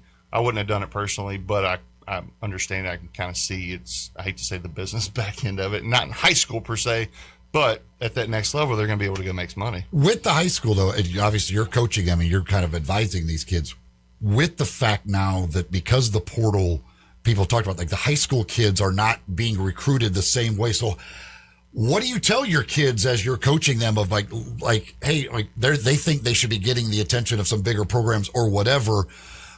How do you kind of explain to them, or what you kind of advise them to do to try and get that opportunity? I think kind of the same thing. You got to be able to go somewhere where you can play. And unless you're willing to just go sit for 2 to 3 years at a big P4, and understand that it's going to be a process for you and you're okay with that, that's fine. But, you know, a lot of the guys, maybe you're undersized or maybe you're just not, whatever that case might be, go to UT Martin and go ball out, or go to, I mean, shoot, I'd say even to Memphis, you know, especially if you're a high level guy that wants to play immediately. And then you're going to portal up. I mean, and that's just part of it. And go find the best fit for you, because at the same time, you might pick a school and it's not a fit, and you don't fit the scheme. You don't mesh with the coaches, however that looks. You got to find that right feeling for your comfortability to be able to go play and produce. And it's hard. You had obviously the connection to Memphis, the love of Memphis, the kin who played at Memphis. You had a rocket arm, big guy coming out. Did you have a lot of offers? I think I did. I had a lot of regional offers, I'd say. I had Ole Miss, Mississippi State. Okay, that's what I was going to ask. Arkansas State, you know. I'm putting you on the spot here, but if this was today and Ole Miss and Mississippi State and Memphis are recruiting you, and even with your love for Memphis, and they could pay you a certain amount, and Ole Miss can pay you triple. No doubt. You never went to Memphis, right? I mean, you're going to get your bag, right? I'm going to say I'm staying in Memphis. You know. Wait, you're saying you're strong? Are no, you, I mean, I don't come know. Come on, it's hard, but it's hard. I guess it's harder to, you know. It's hard. We won't look at you differently when those checks have a lot of zeros in them. You know, it's hard to turn. You that would have out, gotten. You would have made some pretty good money in the NIL era. I think so. Yeah, I think so. I'd like to, you know. And people forget, if they forget, Will Hutchins was a hell of an athlete coming out at Ridgeway. Like, you would love to say everybody's, well, they're going to have loyalty, whatever. But like, the bottom line is, when you're 18, 19, 20, and there's this type of money being offered to you, that's hard to turn down. You have no money. Like, you're a broke college kid, theoretically. All of a sudden, that money's there. Nobody, like, it's hard to just not go for where the most money is. No doubt. And yeah, I mean, when you talk about those zeros in there, that's life-changing money for some people. Exactly. Sure. And that one-time payment, or however it works out, that's more money a lot of people are ever going to make in their entire life. Yeah. You could come out of college set for life. Yes. Like, even if you don't ever make the NFL or whatever, some of these guys could come out of college and really, if they are smart with what they've invested the right way, they can be set for the rest of their life. Yeah, no doubt. And I think you're gonna see a lot of guys start staying a lot longer in college. I mean, I think you already are. Oh gosh, yes. You know, well, I think you've seen all these guys trying to come back to college. Yes. You know, and it's really going to help basketball, in my opinion, more than anything. Well, and you're a good guy to ask this. What do you think of the proposed 5-for-5 rule, that you've got 5 years to play 5 years, and there are no waivers, there's no red shirts, there's nothing. It's just you've got these 5 years to play. I think that's the easiest and most simple thing that you can do. I love it. Mm-hmm. I mean, even though I played 6, I got injured, but I got a 6th year, and I almost even got a 7th year. But it's just getting ridiculous when you're starting to see some of these guys that have gone to the NBA draft or gone to whatever. It's mainly in basketball, but yes. They've got to stop. I mean, college is for a certain age group of guys, and it's just not fair to high school kids. Right. That's, at the end of the day, that's where it's hurting the high school kids that can't come out because they're being able to go grab guys out of, you know, the G League and whatnot. And so they've got to figure out a way to stop it. But I think the 5-for-5 is probably the easiest and the best thing to do. We're just about out of time, but you went on and played professional baseball. I did. I got drafted by the Cincinnati Reds, and was fortunate enough to go play some rookie ball up in Billings, Montana, and I had a lot of fun doing it. And it's beautiful this time of the year, I heard. Billings, Montana. Billings, Montana. It was quite the adventure for me. Well, longest stint I've ever been out of Memphis, by the way. So it was fun. Yeah, you're a Memphis guy, man. Yeah. Billings and Memphis, very similar. Oh yeah, very, very similar. He is the great Will Hudgens. He's now a quarterbacks coach at Lausanne, the former Memphis two-sport standout.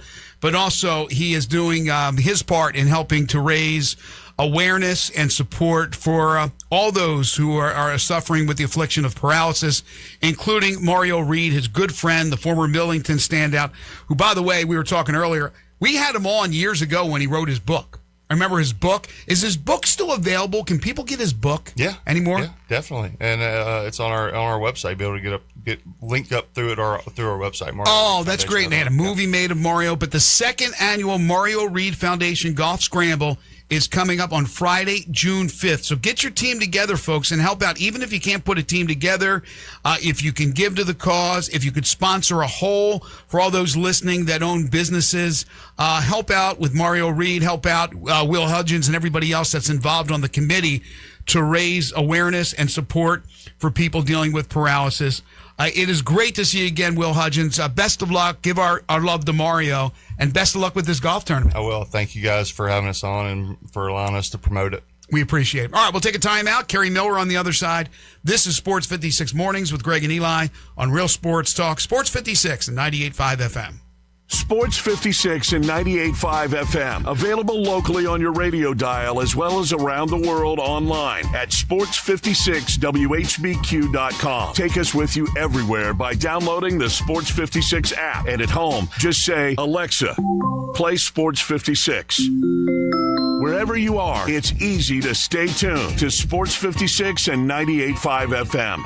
Hey, you ready to bang? Bangers Pickleball in South Haven is now open with 10 courts, a restaurant, and 3 bars. New to pickleball? No problem. Take a free Bangers 101 class to learn. Bangers offers a great time for everyone, and there's no membership required. Bangers even has events for you non-pickleballers like mahjong, trivia, whiskey, and wine tasting. Bangers Pickleball has it all. All the rage, all the fun, all for you. Please dink responsibly at Bangers Pickleball, 6787 Snowden Lane, South Haven, Mississippi. Let's bang. Cleanliness is next to impossible unless you call High-Low Commercial Services. For 15 years, High-Low's dedicated team has been cleaning offices throughout the Mid-South. High-Low's janitorial services are customized to your business. Clean once, quarterly, or ongoing, and get the JRD guarantee. We clean until you're satisfied. High-Low Commercial Services, the biggest and the best in the Mid-South. Visit MrCleanTeam.com. That's MrCleanTeam, MrCleanTeam.com for High-Low Commercial Services. So you need to sell your house? I have the solution. Call 901-406-1101. That's 901-406-1101. Call my buddy Bill at I Buy Houses. Any house, any area, as is. It's literally as simple as that. Just pick up your phone. Call 901-406-1101. That's 901-406-1101. Call my buddy Bill at I Buy Houses. Guaranteed to close in 5 days. If you need to sell your house fast, call Bill at 901-406-1101. That's Bill at I Buy Houses. Napa Cafe celebrates 28 years in 2026. Hi, I'm Glenda Hastings, owner of Napa Cafe, and I want to thank you for making us part of your dining experiences. If you are a first-time guest or have dined with us countless times, I want to thank you for making us part of your lives. Whether you're celebrating with the crowd or planning a cozy date night on the town, Napa Cafe can provide you an extraordinary evening. We have 5 dining rooms, including our private wine cellar, our Jan's room for 2 guests, and the Eleanor room for parties up to 60. Sit back, relax, and celebrate. Leave the cooking to us. Come see me at Napa Cafe, 5101 Sanderlin Avenue. We're open Wednesday through Saturday for dinner starting at 5 o'clock. We also offer curbside pickup from our full menu. For details on our stay-in, dine-out menu or reservations, visit our website at napacafe.com. We can't wait to serve you. Come join in and celebrate 28 years of Napa Cafe in 2026. I've got the one and only Marty McNate on the phone, and look, I hear the drivers are wanted at Gossett Volkswagen Germantown. That's right. The Volkswagen driver days are here. Listen to this, Randy. I've got 2026 Jetta S, $249 a month. Jetta S, $249 a month. That's awesome. What else you got? How about 2026 Tiguan S, $269 a month. Tiguan only $269. How about Atlas? I've got 2026 Atlas SE, $329 a month. $329 a month for Atlas SE. That is amazing. So Mid-South, if you're looking for a deal on Volkswagen, get out there and see the man. Come see me, Marty McNate, at Gossett Volkswagen Germantown, 7420 Winchester Road, or shop online at GossettDWG.com. And remember, your future is what you make it. Gossett Volkswagen Germantown. Atlas TC 564681, MSRP 41911, Jetta TMO 312 MSRP 25791, Tiguan TMO 43763, MSRP 32881. Includes all rebates and incentives. Must be financed through Volkswagen Credit via 895. Excludes tax on the license approved credit. See for complete details. Offer in 6/126 dealers stock only. This traffic brought to you by Old Dominick Distillery. Come for the spirits, stay for the experience. Cheers to Memphis. Learn more at olddominick.com. Sports 56 traffic. Good morning, T-Dot. Still working with a couple of wrecks out here. What we're seeing right now is that heavy traffic trying to get up to Midtown on 240 North over here up by Lamar. Still some volume on the 55 bridge coming over from Crittenden County right now. Stop and go down certain sections of Sam Cooper as that traffic builds pretty good, actually. Inbound right now on Sam Cooper coming past Perkins at Highland. Hey, bridal season just around the corner, so shop local and save that money at Weimer's Jewelry. Go by and see them today out there on Highway 64. I'm Commander Chuck with your on-time traffic.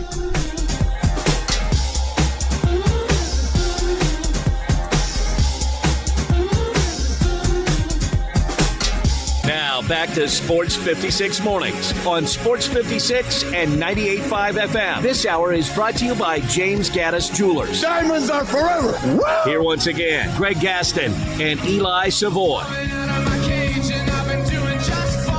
Welcome back, everyone. 8:30 the time. We're halfway home on this Thursday edition of Sports 56 Mornings. Great to reminisce with Will Hudgens, and it's always great to talk baseball with Kerry Miller. It's time to talk some baseball. Joining Greg and Eli is Kerry Miller from the Bleacher Report. Here's Kerry with Greg and Eli. We just had a former two-sport star in Will Hudgens. Now we have a guy who covers two sports at Bleacher Report and does it so well. He's Kerry Miller, who you can follow on Twitter at Kerrance James. He covers both men's basketball, college basketball, and Major League Baseball. So we have the privilege of having Kerry on all year long. Again, Kerry Miller joins us every Thursday here on the program. Good morning, Kerry. Hey, Greg. How's it going? It's going well. It was going really well until the last couple of days as the Phillies gave 2 back to the Braves. But, that's my personal issues. I wanted to start, obviously, with what Shohei did last night. So the issues were, well, if you want to call it an issue, slow start with the stick for him, now starting to heat up, hits the home run yesterday, pitches 5 scoreless innings. He's been pitching at the highest level all year long, but now he's got the bat going. They still can't shake the Padres. They're up a game and a half, but it looks like Shohei has found his groove again. Yeah, I had a ranking of MVP candidates article earlier this week, and Ohtani was the clear number one for National League. There's been a lot of talk about how he's not hitting all that well, but he's still hitting in the top 20 percentile of major leaguers right now. He's just not hitting at Ohtani levels. But as you're mentioning, more than making up for it on the mound. His ERA is like a .73 or something insane. I think last night was the first time he didn't have a quality start, and he still went 5 shutout innings. He just had to throw 28 pitches in the first inning, and then didn't have enough left in the tank to pitch the 6th. But what a shame to hit a leadoff home run and then go 5 scoreless innings. I guess we're going to have to find somebody else for MVP now. It's just, it is like we talk about it with Victor Wembanyama in the NBA, but we've been doing it with Ohtani forever. It's just, you wonder how anybody else wins an MVP unless basically he gets hurt. Yeah, it seems like each year he just decides it's something new he's going to do, historic, a couple of years ago when he stole 55 bases, just all of a sudden was decided to be Ricky Henderson. Now he's decided to be freaking Walter Johnson. I don't know. He's just unreal. Where would he be in the Cy Young voting right now? Yeah, I think he's probably right now, I would say, leading it. I don't know what the odds say. I know Mizorowski's been unreal as well, and at least Skeens, right? Pitching a few more. Yeah, Paul Skeens, of course. Chris Sale's been great. So Christopher Sanchez has been great. So we got a lot of great candidates in the National League. But Ohtani just comes into it with a bit of an inherent advantage that we're all paying attention every time he takes the mound.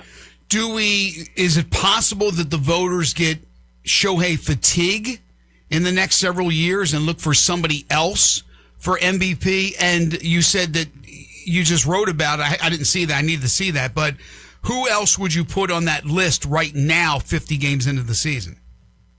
Yeah, I think Matt Olson was 2, and even he has faded lately. Kyle Schwarber was 3 because he's hitting all of the home runs. But I think just the fact that Kyle Schwarber doesn't pitch is going to hurt him in this argument with Shohei Ohtani, just like it did last year when he placed second in that vote. But Eventually, yeah, we could see some Ohtani fatigue, although we certainly didn't with Barry Bonds back in the early 2000s when he won, 4 straight on his way to 7 in his career.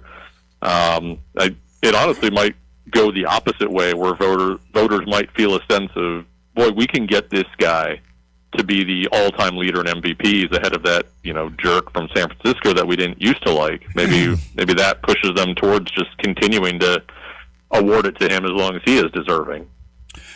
You mentioned Mizorowski for the Brewers, and the Brewers just continue to own the Cubs. Mizorowski, I get it. Like, that dude's like unbelievable. Knew about him when he came up, all that stuff. Where the hell does Kyle Harrison come from? Right? He was like a top 25 prospect for a while with the Giants, and then he went to Boston in that big Rafael Devers trade along with Jordan Hicks, and then the Brewers got him for like nothing this offseason. And just like last year with Quinn Priester, who they got from the Red Sox after he got, struggled with the Pirates, then got traded to Boston, they were like, well, we don't really want him either. For whatever reason, when the Brewers go to Boston to get a cast-off pitcher, he becomes a borderline all-star. So yeah, he's been fantastic for them. I think he was really a disappointment for his first 3 or 4 years in the big leagues, but now he's finally found his mojo, and of course he's done it with the Brewers, who just keep finding these guys out of nowhere, even though they don't really pay anything for them. That's the thing. His ERA now down to 177. He struck out 11 last night. Like what? Like, how are they doing that? Like, is it the organizational thing? What the hell are they doing where they seem to be able to turn these guys into the players that nobody else turns them into? Yeah, I honestly have no idea. And the Rays are the same way, where they just get these guys and they're so much better. It feels like every time Tampa Bay or Milwaukee makes a trade that they end up winning it somehow. Like we thought when they traded away Corbin Burns a couple years ago to Baltimore, like, oh, that's they're selling shop. It's time to rebuild for a couple of years. No, they somehow almost won that trade. Even just losing Willie Adames in free agency somehow didn't hurt them. I don't think they've won the Peralta trade yet, but we'll see what Sproat and Jet Williams are able to do with the more than 6 years of team control that they have over them. Perhaps teams will stop trading with them if they continue to get fleeced. Well, it's like when Devin Williams leaves, like he was unhittable there, and then like he goes, and then he becomes like very hittable. Like, it just, like, guys leave there, they become very hittable, and when they come there, it's really amazing what they're doing with their pitchers. Yeah, and yeah, like we've been saying, like they just perennially have a bottom 5 payroll, but then like last year they led the majors in wins. Right now they're all of a sudden atop the NL Central, which it felt like the Cubs were running away with, but that can change in a hurry. That's why we don't look at the standings until Memorial Day. Mm-hmm. Yeah. Kerry Miller joining us on the Sissy's Log Cabin guest line. All right, speaking of the standings, Yankees are 4 behind Tampa Bay. That shouldn't matter. And tonight they get Garrett Cole back. What kind of a shot in the arm will that be? Yeah, especially just having lost Max Fried to the IL. It felt like they were about to just be an unreal rotation, but now they're just kind of backfilling that spot, at least temporarily. But yeah, if Cole's anything close to what he was, 24 when he won the Cy Young, and he probably could have won it like 3 or 4 other times before that. But we'll see. You never know when it's going to be a Sandy Alcantara type of situation where it takes 4 months to really get back to what you were pre-Tommy John surgery. But definitely excited to see him take the mound against the Rays. He's returning tomorrow night. Oh, I thought it was tonight. I'm sorry. I get today's Thursday. And that's the thing. It's kicking off a series against the Rays. Again, it's very early and there's still plenty of time, but you don't want to go get swept by the Rays here and all of a sudden find yourself 7, 8, 9 games back. Right. Yeah, they could end up just like they were last year. I think they had the second best record, but they lost that tiebreaker to the Blue Jays and then had to play in the wild card game because of it. So, speaking of pitching, look, I can understand a team taking a step back when they lose their stud pitcher like Skubal. The Tigers did losing Skubal. But they have completely gone off the rails. Why is it that Detroit, with the talent they have, are struggling the way they are, even every day, with the exception, with Skubal, okay, you miss a guy every 5 days, you get a great start from him, but they're struggling almost every game. Why is that? Yeah, I mean, Valdez was not what they were hoping he would be, either, performance-wise or attitude-wise on the mound. Flaherty has been a major disappointment. Casey Mize was hurt for a while. Verlander's made one start. I know he's on the mend, but what could have been, a top 3 rotation in baseball has been kind of a disaster. Like, Cater Montero might be their best starting pitcher right now, and I don't think most people have ever even heard of him. And they're outside of McGonigal, they're not getting all that much from the offense. Like, Torkelson has been a mess. Riley Green has a great batting average, but he's not slugging like we're used to seeing. Kerry Carpenter's been hurt. Their entire outfield is a mess. Like, yeah, the Tigers have been, I know that, maybe not record-wise the biggest disappointment, but just it feels like they should have been so much better than they are. I guess now that they've lost 5 in a row, maybe they are record-wise the biggest disappointment out there. Yeah, but as you just rattled off, I mean, a lot more injuries than I thought, and you hate to chalk it up to injuries, but that seems like it's a big reason why. Yeah, I mean, that's why the Blue Jays have been struggling. That's why the Orioles have been struggling, although they're on their way to selling again, I think. The O's, they're an absolute mess. I saw something the other day, teams that have lost at least 29 of their first 50 games, only like 8% of them actually finish 500, and only 2% of them have come back to make the playoffs. So I don't know, make of that what you will, 1/3 of the way into the year, but the Orioles and the Tigers, certainly the Astros, we'll see if the Mets, I think they've lost 28 of 49. We'll see if they fit the bill after today's game against the Nationals. But, yeah, there are a lot of slow starters. But if you're going to be a slow starter, you want to be in the American League, where it's still just wide open after the Rays and Yankees.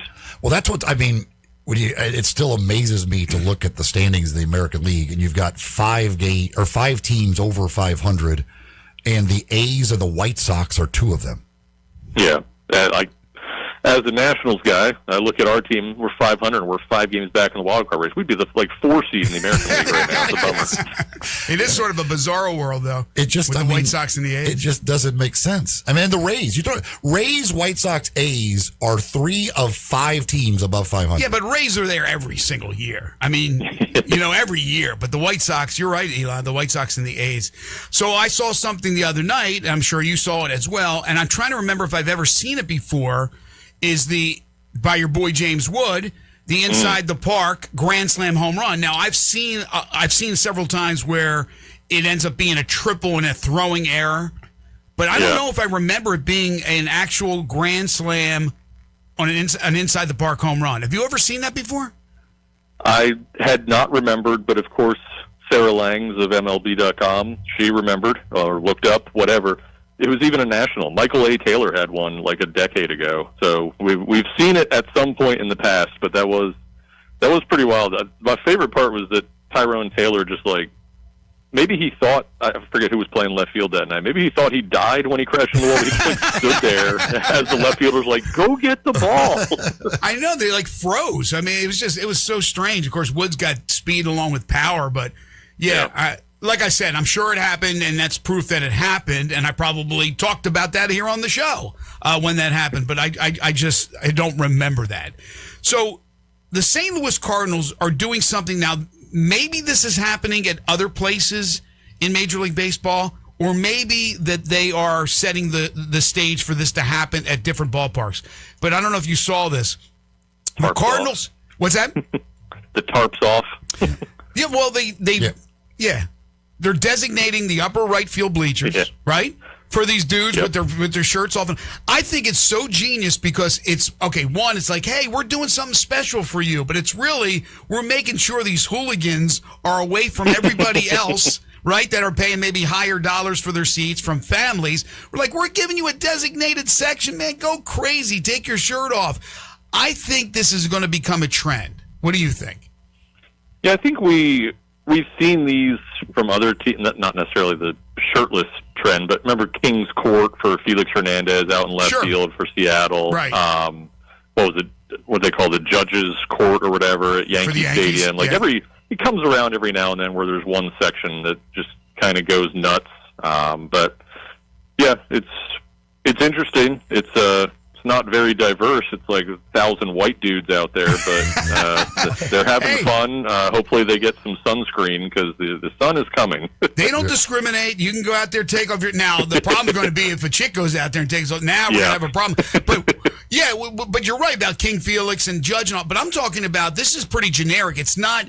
They're doing anything because it's just the Cardinals, but we've seen these things happen at football games. We've seen with the kids taking their shirts off and going crazy. It's like those, what are those music things that they have all of a sudden, like a pop-up thing, and people start singing the songs, like they come out of nowhere. It just seems like it's the flash mob. Yeah, it's like a flash mob, right? But that's why I'm saying we may see all of a sudden these other stadiums where maybe some of this is happening, and they go, that's a smart move. Let's designate the area, but make it seem like we're giving them something. But we're not really doing it. We're just protecting everybody else. I don't know. Yeah. I just think it's ingenious, to be honest with you. I like your point that they're just, come on out, but stay over there. there you go. That's where you stay. All right. Anything else that we haven't touched on here? Anything you've written about here that you need to plug, Kerry? Oh, what have I written about? I don't remember. I just remember the MVP one. So yeah, I got to check that one out. All right. Well, folks, obviously you can check it out. You know where to go. Bleacher Report. He is Kerry Miller. He covers both college basketball and, of course, Major League Baseball at Bleacher Report. Also the co-host of the Unnamed Bracketology podcast. Follow him on Twitter at Carrance James. Catch him every single Thursday right here talking with us on Sports 56 Mornings. Thanks, Kerry. Have a great week. You got it. Take care, guys. You too. There, by the way, been over 200 inside the park grand slams in Major League Baseball history. 26 since they went to divisions in 1969. So 26 and 69. Wood was the first since 2022. Who was it? Ramel Tapia of the Blue Jays in 2022. I don't remember. Tony Gwynn, Mike Greenwell, Terry Pendleton all had inside the park grand slams in their career. Tony Gwynn had one? Tony Gwynn was at a time early in his career when he was in great shape, he was a basketball player, and so I'm sure he had some wheels. As he got older, he got bigger. I don't want to be crude here. He got heavier, right? He still could hit the cover off the ball, as we know, but I don't think he could run like that. I mean, it takes an awkward bounce, ricochet, maybe outfielders colliding, whatever, to get that to get that inside the park home run. Did it say what year that Tony Gwynn did it? No, it did not. Okay. Had to be early. Tony Gwynn had a 56 stolen base year, a 40 stolen base year. But his latter years, he got really heavy. He wasn't the latter years, but he played like 19, I think. Yeah. So. Well, that's my point. I'm just saying that I bet you it was earlier in his career that he had the inside the park grand slam home Probably run. went too far from when he led the conference in assists at San Diego State. So yeah, he was incredible. Another two-sport star, right? We've been talking about two-sport stars. I mean, it's like 8th year he was still stealing 40 bases. I was gonna ask Kerry. We ran out of time, but I mean, I used to know, like, at the top of my head, every single manager. Just like every head coach in the NFL. I'm pretty good with head coaches in the NFL. Pretty darn good with NBA head coaches. Have you looked or recently had any desire to look at some of the Major League Baseball managers? Like some of the guys that are managing? I have not had that desire. I like to look it up. I have a desire to go look at Major League Baseball managers. The few that I see, I'm like, hey, I remember him as a player. Some of them you don't go, okay. I was going to put Kerry on the spot, who knows everything about baseball. I don't know if he would get them all right. I mean, do you know who the Orioles manager is? I don't even know how to pronounce his name. Orioles, they hired the minor league dude. I don't know his name off the top of my head. Craig Albertez. How about the Rockies? I don't know Rockies. Warren Schaefer. Who? The Astros. Joe Espada, whoever he is. How about the Pirates? Pirates is Kelly. Oh, good job, Don Kelly. How about the Padres? Padres. Who replaced Schilt? It was I don't remember what Craig his name was. Stammen. Who? Craig Stammen. How about the Nationals? Now, Kerry would have got this right. lives in Washington. That's Butera. You're right. Is he Sal's brother? Is Blake Butera Sal Butera's brother? I remember Sal Butera. Or what? But there are there are some you go, like, who are these guys? Let alone, do you know who the Royals is? I know who this guy is, but I'm like... Royals. Who did the Royals hire? I don't remember. Matt Quattaro. How about the Marlins? Clayton McCullough. You get the point I'm making here. Usually, like Major League Baseball managers roll off your tongue. It's like, yeah, boom, boom, boom, boom, boom, boom, boom. Yeah, because they used to only hire guys who already were managers before. Now they're actually hiring new guys. Yeah, and usually big name guys. Mattingly now, who's taken over on an interim basis for the Phillies, was the Marlins for so many years. So you know all these guys from their old jobs. But man, oh man, there's some names out there. I'm like, who the hell are these guys? All right, we'll take a break. You're tuned in to Sports 56 Mornings with Greg and Eli on Real Sports Talk, Sports 56 and 98.5 FM. Join the voice of the Tigers, Dave Woloshin, for Wolo and Friends. Weekday mornings from 10 to 11 here on Sports 56 and 98.5 FM. Mercedes-Benz Van Center Memphis has serious vans for serious work. At 4430 American Way, they are the Mid-South source for cargo, passenger, crew vans, and custom chassis. Need one or a full fleet? New or used? They've got it. With fleet solutions and custom upfits. Certified techs keep you moving with fast maintenance, repairs, and a large parts inventory. Mercedes-Benz Van Center is your Sprinter Van headquarters. 901-237-9302 or sprintervans.com. Mercedes-Benz Van Center Memphis, part of the Tag Truck Center family. Driven to keep you on the road. Your home is your best investment, so why not make it the best it can be with help from Gates Lumber? Start with your front door, serving two purposes, curb appeal and security. Gates has solid construction doors built for security, durability, and beauty. See and compare wood, steel, and fiberglass options side by side at Gates Showroom. It's easier to choose when you can see and touch real doors with real assistance from knowledgeable staff helping you choose the right door for your home and budget. So don't just replace your door, upgrade your protection, and Gates Lumber is the right choice. Family owned and operated, serving you for over 100 years with free estimates, free delivery, competitive prices, and quality products. Call 901-942-3201, go to gateslumber.com, or come by their showroom, 1253 South Bellevue Boulevard. Gates Lumber, celebrating over 100 years with a passion for craftsmanship since 1920. Hi, I'm Ryan Saharovich, a proud partner with NST Injury Attorneys.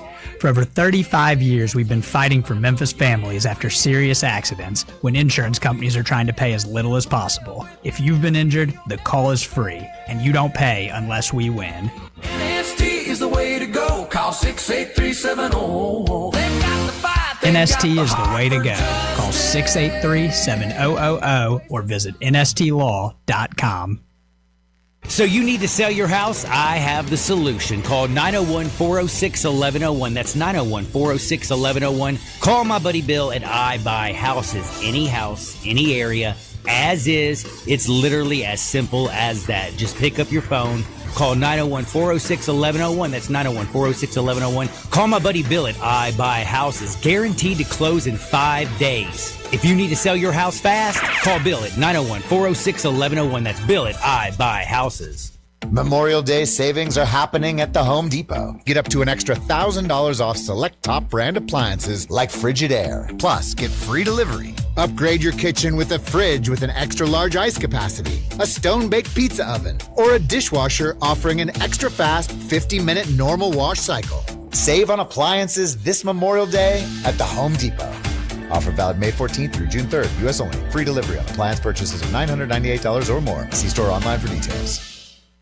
Now back to Sports 56 Mornings on Sports 56 and 98.5 FM. This hour is brought to you by James Gaddis Jewelers. Genuine diamonds, baby. Here once again, Greg Gaston and Eli Savoy.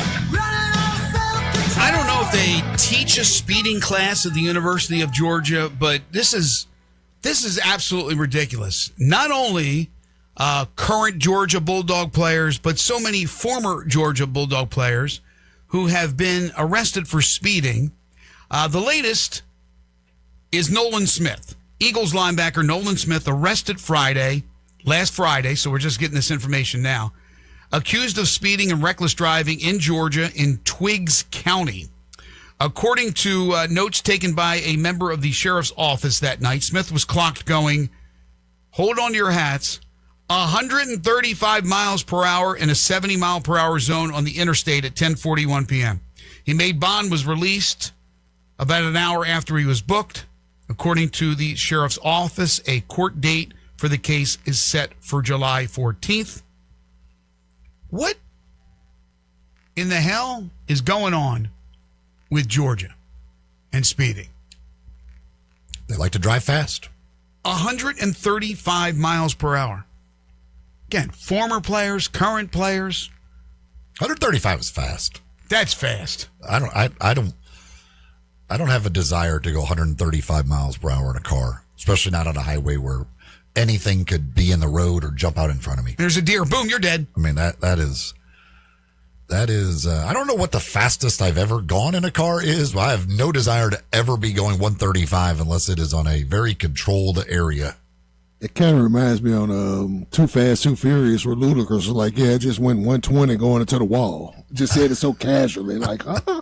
Well, we got a big race weekend with the Indy 500 and the Coca-Cola 600, but believe me. Memphis, you go 135. I mean, there could be a mattress in the middle of the roadway at any moment, so you got to be careful. Anywhere on 385. Might be a grill, might be, who knows what. Well, then you also run into the dude that's doing 40. I mean, on the on 240, doing 40 miles per hour. In the far left lane. Yeah, so you never know. But my gosh, anyway. So Nolan Smith arrested, out on bond, 135 I don't know if I've ever driven a car that would go 135. I have no idea. Like I have no clue what the fastest my car goes. I will never find out. I've been in race cars. I've been in dragsters. I didn't drive them. I was in them. So I know, how fast. I mean, it's like crazy how fast you go. I was in a car with Rusty Wallace, NASCAR, driving around, but me, myself, probably 100, I'm guessing, at the most, 100 miles per hour. I don't even know what my speedometer says my car goes. I have no idea. Yours probably says about 60. You can probably rev it up to 60, I would think. Aaron Rodgers announcing yesterday that 2026 will be his final year. So I don't know if he expects rocking chairs and all that good stuff. They don't do that really for the NFL guys, do they? It just seems like the NBA guys. But Aaron Rodgers does announce it is his final year. So unless he chooses not to be. Unless he changes it. Yeah, changes his mind. But Mike McCarthy made a point yesterday, I think it was, where he said all 4 of his quarterbacks could be on the opening day roster. I think by Rodgers announcing this, as long as they like what they see in Drew Aller, who was drafted out of Penn State, then yeah, I would expect so. I mean, Mason Rudolph's the veteran in his second tour with Pittsburgh, and they really like Will Howard. I think Howard's the heir apparent, but yeah, I could see them keeping those. Not Aller would be on the practice squad, but I could see them keeping all 4 of those quarterbacks, especially now that at least he announces that he is done after this season.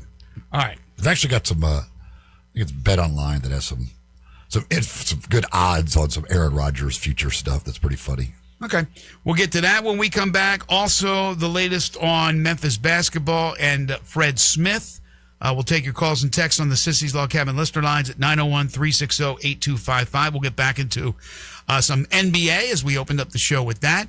You're tuned in to Sports 56 Mornings with Greg and Eli on Real Sports Talk, Sports 56 and 98.5 FM. Did you miss your favorite Sports 56 show? No! Check out the podcast, broken down hourly at sports56whbq.com or wherever you get your podcasts. Be sure to like and subscribe. Never miss any Sports 56 show again with our podcasts available daily from Sports 56 and 98.5 FM.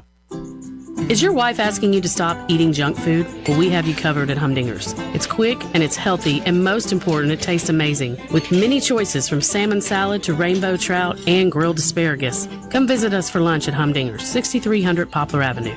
So good, Coach Penny eats with us weekly. Don't forget, Humdinger's offers full-service catering for weddings, social events, or your corporate lunches. You can call 901-260-8292 to find out more. This is Kelly Erb with Mark Spensdorf Realtors. I have worked with Sheldon Rosengarten for over 10 years and have noticed something about the way he works with his clients. He is way too honest, and they are grateful for us for pointing out things they were not aware of. This is Sheldon, and yes, being honest has caused people to really think about what they need to do to sell their homes or when they buy. Kelly and I have advised people about what are the best and most economical things to do to prepare their homes for the market to get the best prices. And Sheldon, we always provide our buyers with the necessary background research to advise them before they make an offer on a house. And yes, we have even sometimes talked clients out of buying, and they're grateful for us pointing out things they were not aware of. So if you're thinking of buying a home, call or email Kelly or me, and before you list your home, talk to 2 to 3 real estate brokers, but make sure we are one of them. Yes, remember to call me, Kelly Erb, at 355-3830. And when you want the job done, call Sheldon at 483-0546 or memphisrelocate.com. Call us today. Lots of places can accidentally expose you to identity theft. A doctor's office, online retailer, insurance companies, the list goes on. Thankfully, LifeLock monitors hundreds of millions of data points a second for threats to your identity, which is way more than anybody can do on their own. LifeLock keeps an eye on your personal info, credit applications, finances. And if they find anything suspicious like new loans or changes to your financial accounts, they alert you right away, all through text, phone, email, or the LifeLock app. Even better, alerts are automatically activated the moment you become a LifeLock member.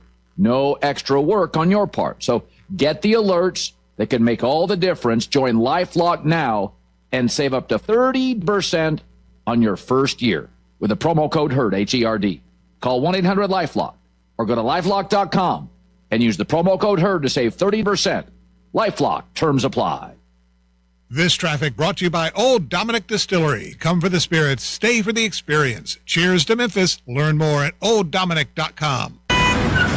Sports 56 traffic. Good morning. Starting to build with more volume just in the last few minutes. 55 here up by Brooks and Elvis Presley, especially all that traffic coming up through South Haven right now, northbound on 55. A couple of accidents in the rapid stages. Still a bit of volume here. 40 westbound, anywhere you're traveling between Germantown Parkway down past Sycamore View Road. Hey, if you're having transmission problems with your vehicle, let them check it out today at Amco Transmissions here in Memphis. There's 2 locations. These guys are absolutely the best. Tell them I sent you. I'm Commander Chuck with your on-time traffic.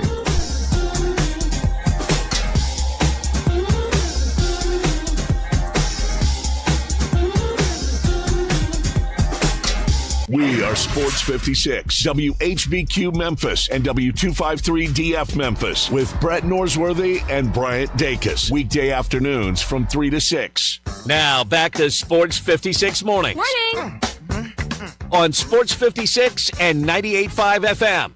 Here once again, Greg Gaston and Eli Savoy.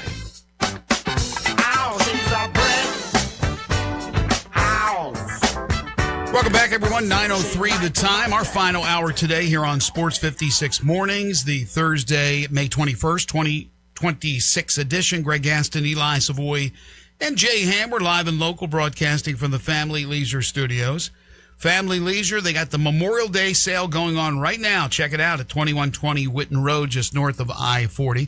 Currently 66 degrees. We'll get up to 77 today. Cloudy and humid. And then tonight, cloudy with a chance of showers and a thunderstorm. So hopefully throughout the day today we stay dry, but there is a lot of storms and just downright nasty days on the horizon, at least right now, on the 10-day forecast. We got a lot to get to in hour number 3. As always, we invite you to be a part of the show at 901-360-8255. You can hit us up by calling or texting in on the Sissy's Log Cabin listener lines. University of Memphis made it official yesterday, the announcement of transfer Maxime Logie to the Tigers' 26-27 roster. 6'9" forward from Lyon, France, played at Florida Atlantic, so another player that Penny Hardaway brings in with ties to the American Conference. He averaged 4.8 points and 3.1 rebounds per game. He only played, I believe it was 11, 12 minutes per game. But if you watch the video of the guy, very athletic. He's a pretty good rebounder, especially when you look at the amount of time he was on the court. I have no idea why he only played a limited amount of time. He had a 16-10 game against Charlotte in a season-high 28 minutes for Florida Atlantic. So it seems like when he gets more chances to be out there on the court, he's been productive. He began his collegiate career at Oregon State, appearing in 21 games as a freshman. So we knew he was joining. That becomes official. So now that he also played for Thomas Isolo. Yeah, so tell everybody a little bit about that. I think it was Jonah Dillon who had that story yesterday. Played pro ball over in Paris, and his coach was Thomas Isolo. That's wild. He becomes the 9th transfer in this class. Guys that are signed. 9 transfers signed. So now you look at the roster structure. You have 9 transfers. You have 2 returning players in Thetford and in William Wharton. That's 11. And then you should have 3 freshmen. Parker Pounds, Cello Jackson, and Fred Smith. But the Fred Smith story has another chapter. And I know Jason Munz was on yesterday with Dave Woloshin talking about this. And from everything that I have heard, coincides with what Jason said, that this is a money thing. That Fred Smith and I think his father, who kind of runs the show, is looking for more money. And there are several schools that are either back in the mix or in the mix for the first time to try to gain his services. And if I'm not mistaken, I think he has basically like 2 weeks and now a week from tomorrow to decide what he's going to do. But Fred Smith, again, we had him on the show, delightful young man, and played for Briarcrest, state champion twice, Mr. Basketball twice. I don't know. I don't know what's going to end up happening, but here's what I don't understand. Back in the day, when a player would sign, and you remember this, Eli and Jay Ham, there'd be the big ceremony. They'd sign papers, and they would commit to that university. Now, I don't know if that was just a ceremonial hunk of crap that they were signing or if it was really documents. Well, there would be 2 different things. There was a commitment and a signing. Well, why can't the signing happen? Because it's within the structure of the signing period. He committed back in April. He had a big ceremony. It wasn't the signing period. He was on with us. He talked about the signing day was like that Wednesday. It wasn't signing day yet when he committed. Then why even do that? Why even commit? If they have a commitment, that the commitment is the bigger deal. Like that's where you say you're going. No, the signing, and then they do a little thing where they sign the paper. Anybody could take a reservation. It's holding the reservation that's more important. Anybody can sign one. No, seriously, it's like. I mean, they've been doing it forever. They have a commitment, and then you have your signing, which is less fanfare. But I don't understand. Faxed in your letter of intent. I don't understand, though. I don't get it. Have it where you're signing or the paperwork goes right in there. So that gives them time, especially in this day and age, to either change their decision or to now look at, well, let me ask this school. Let me check with this school. Let me see. Maybe the school contacts them. Are you sure you want to commit? I mean, the whole pomp and circumstance is a waste of freaking time. Again, I'm not knocking an athlete to try to get his bag or her bag. But once the commitment is made, man, that's your word, right? I guess it doesn't matter now. And so who knows? Memphis could be without. Now, I don't know what type of player Fred will be. I think he has a chance to be a very good player.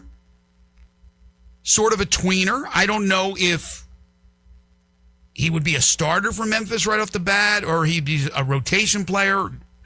I don't know. I don't know that. But nor do the other teams that are coming after him. They get promise.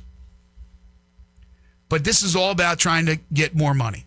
And so if he ends up going somewhere else, I don't know, is it a PR hit for Memphis? That here's a native son? I think Cello has signed.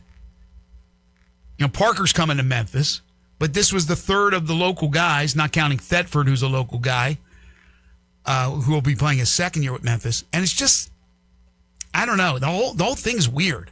It's very, very strange.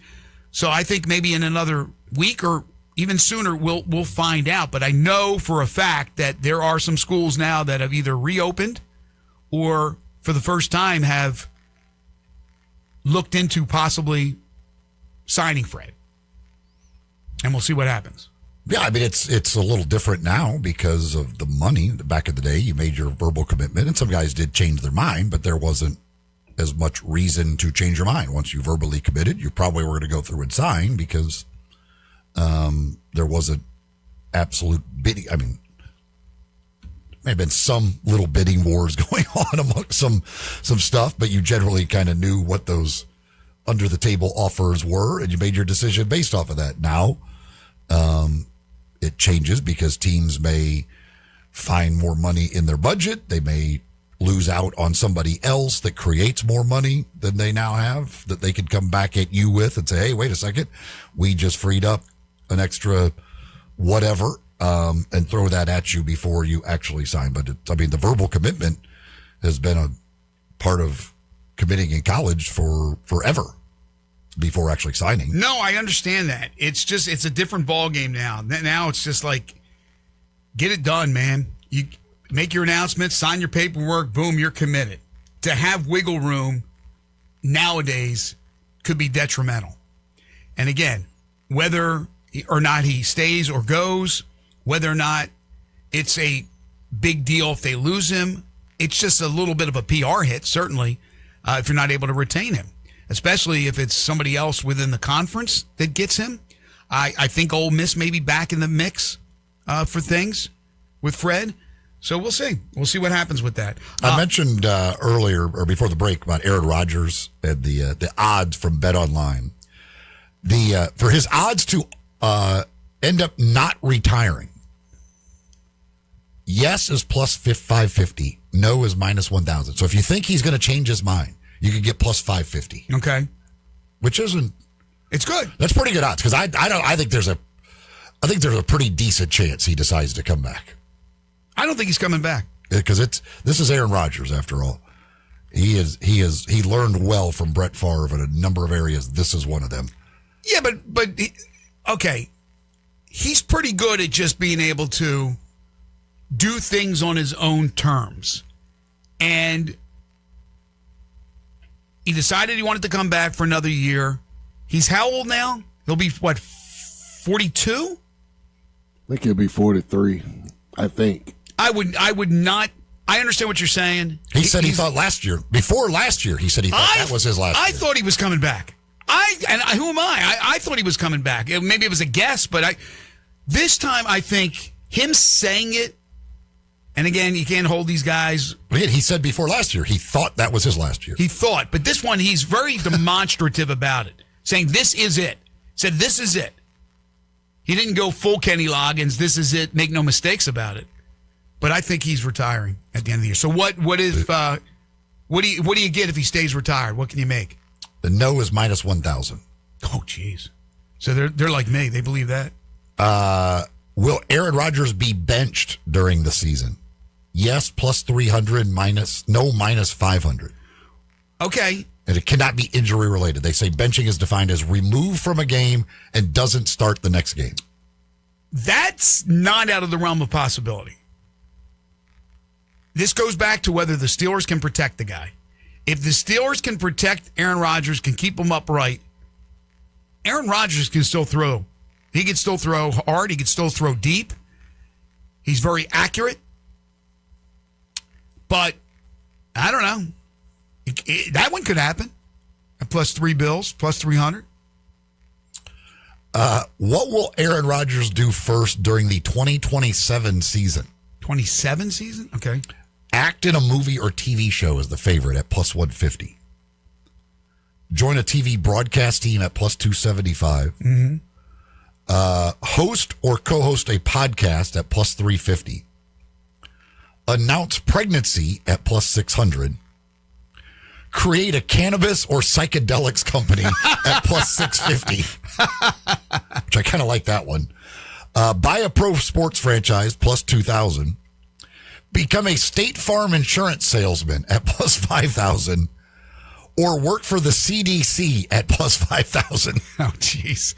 I think podcast host.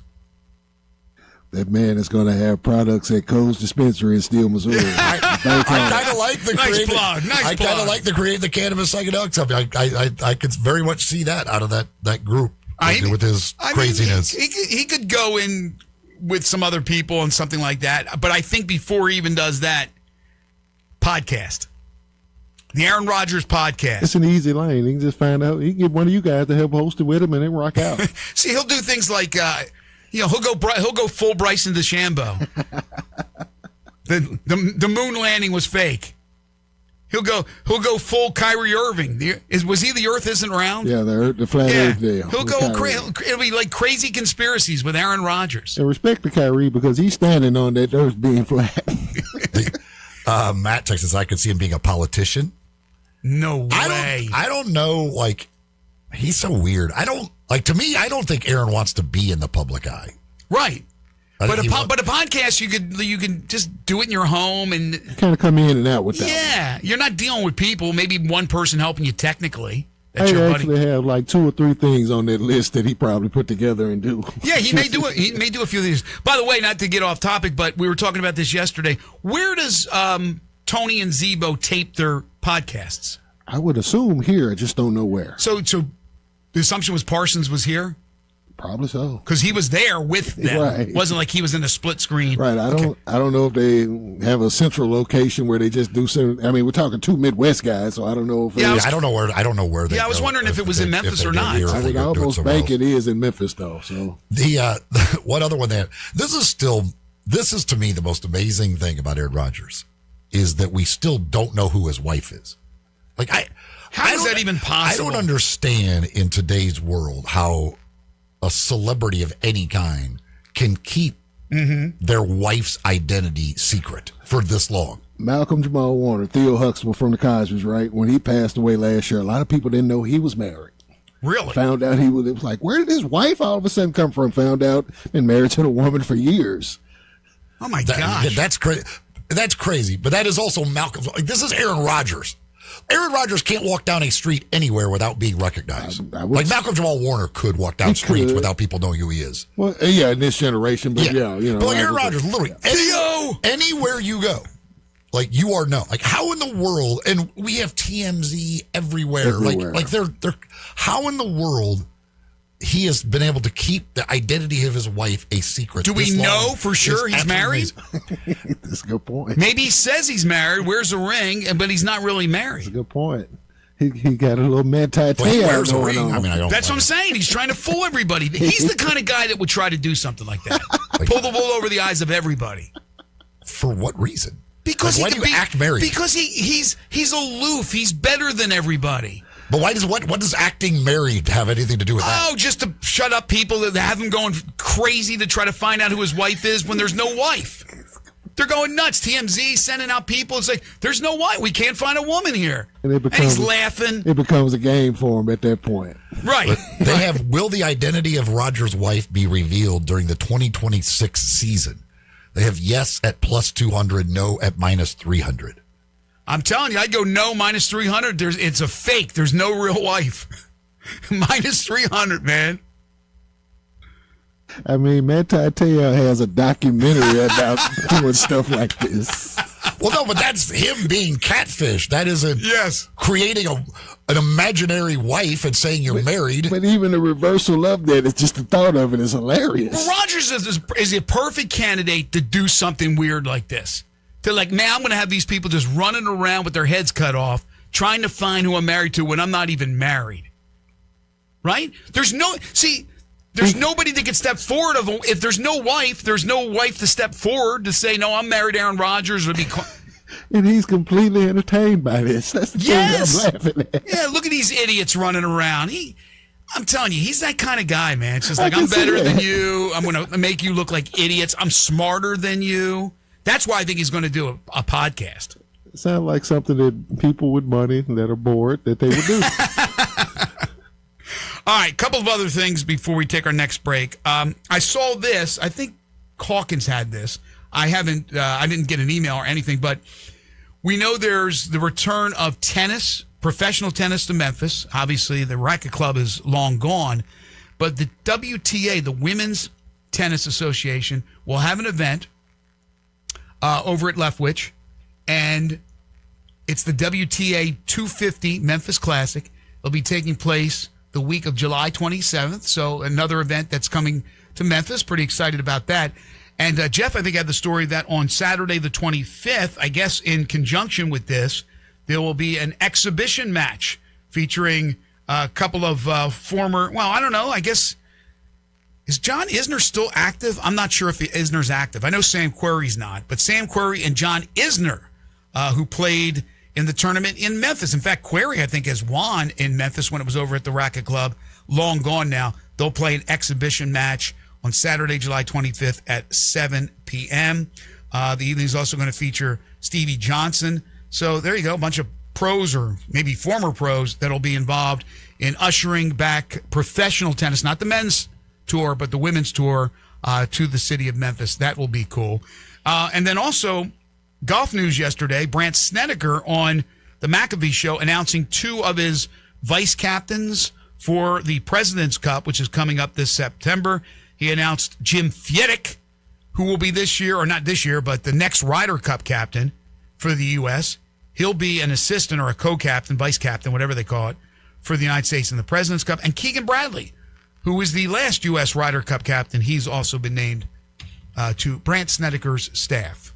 Folks, if you're thinking about breakfast, thinking about Sunrise over with their two locations, Jefferson Avenue downtown, Sunrise East on Poplar Avenue in East Memphis, serving up great breakfast and lunch on a daily basis, open from 7 a.m. until 2 p.m. every day for you to go on by and enjoy some of that delicious breakfast, like one of those great biscuit sandwiches, or maybe one of their breakfast bowls, or my favorite, the kitchen sink, which is just a little bit of everything on that breakfast plate for you. Of course, they've got like 6 different Bloody Mary types for you to choose from as well. They also serve up some other different cocktails and some of the local beers as well. If you're looking for a nice brunch, great lunch menu with some great sandwiches and salads for you to choose from. Catering, they can do that as well. If you want to do some breakfast catering or some lunch catering, talk to the folks at Sunrise. If you go to sunrise901.com, you can get information about catering. You can check out the menus. You can order online to make it very easy for you to pick up some food, maybe on your way to work in the morning. You don't have a whole lot of time. Well, go online to sunrise901.com.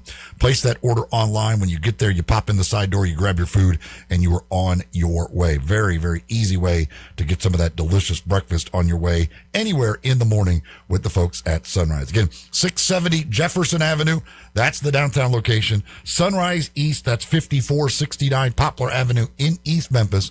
Open daily from 7 a.m. until 2 p.m. Great breakfast, great lunch at Sunrise. All right, when we come back, we discussed it yesterday to a certain extent. Want to get back into the whole Charles Huff press conference. Not press conference, but the Charles Huff appearance at the Rotary Club. He also appeared with the Tigers on tour. He's been making his rounds, the football coach for the Tigers, and what he had to say about future expansion and that Memphis is there to be one of the teams or one of the schools that would move into a power conference. It's become a very interesting topic, not only locally, but nationally as well. We'll dive back into that. And as I mentioned earlier, we'll get back into the NBA with last night, the Thunder evening up their series with the Spurs. Tonight, can the Cavaliers do the same against the Knicks? You're tuned in to Sports 56 Mornings with Greg and Eli on Real Sports Talk, Sports 56 and 98.5 FM. Let Bryant Dacus and Brett Norsworthy take you home every afternoon. Sports Time on Sports 56. Weekdays from 3 to 6 here on Sports 56 and 98.5 FM. I know that hiring can be challenging. You need someone to match your role perfectly. Well, now you can meet them fast on ZipRecruiter. Build your team, build it sooner. Meet your match on ZipRecruiter. Just head to ZipRecruiter.com/free right now to try it for free. That's ZipRecruiter.com/free. Meet your match on ZipRecruiter. Try it free. Top Gun is the largest indoor range in the Mid-South, but size isn't their only difference. Top Gun has the best instructors with over 300 years combined experience and classes all the way from first shot to master marksmanship. Plus, Top Gun is affordable. Gold membership is just $48 a month. That's just $1.60 a day for unlimited range time, free gun rentals with purchase of ammo, and members lounge access. Top Gun, 2770 Witten Road and TopGunMemphis.com. Always shoot with the best. Top Gun Memphis. Hey everybody, I hope you're ready for summer because all the new Silverados are right here in Olive Branch at All-Star Chevrolet. No interest financing or $7,000 in cash. So go big with a brand new HD Silverado and make no payments all summer. No payments all summer with your new Trax, Colorado truck, or new Traverse with the third row seating because your good credit deserves it. And this is Military Appreciation Month and our friends at All-Star love our military. In May, get a $1,000 military appreciation bonus on almost every Chevy model here, 1,000. And if you want a barely driven certified Chevy or the hottest pre-owned Chevys on the market, All-Star is spot on. Tahoes, Suburbans, even Trailblazers. And for all your fleet and commercial vehicle needs, express cargo passenger vans and all, they're here. That's right, at All-Star Chevy because they're a top-rated business elite dealer. Together, let's drive. Don't miss the Ready for Summer event going on now in Olive Branch at All-Star Chevrolet or go to allstarautogroup.com. If wedding bells are in your future, you need an unforgettable engagement ring from a jeweler you can trust. And that's been James Gaddis Jewelers for over 60 years. With a huge selection and the best prices, James Gaddis is a master jeweler and diamondologist. Beautiful jewelry from James Gaddis is always the right choice. Choose from rings to earrings, necklaces to bracelets, and gemstones to watches. Layaway and financing available. James Gaddis Jewelers, 4900 Poplar, online at GaddisJewelers.com and Instagram at Gaddis Jewelers. Say I do at James Gaddis Jewelers. After a car accident, money is on the line, and that's why one call can change everything. NST has spent over 35 years fighting for Memphis families and winning big. The call is free, and you don't pay unless we win. NST is the way to go. Call 683-7000. Now back to Sports 56 Mornings. Good morning. On Sports 56 and 98.5 FM. Here once again, Greg Gaston and Eli Savoy. Memphis Tigers head football coach Charles Huff has become a quote machine, and I'm here for it.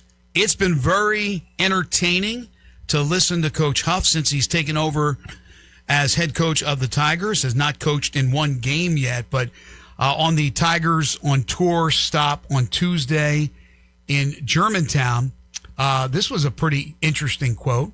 He said, "I think my job as the head coach of the University of Memphis is to be a combination of Dr. Martin Luther King Jr., Vince Lombardi, and JFK.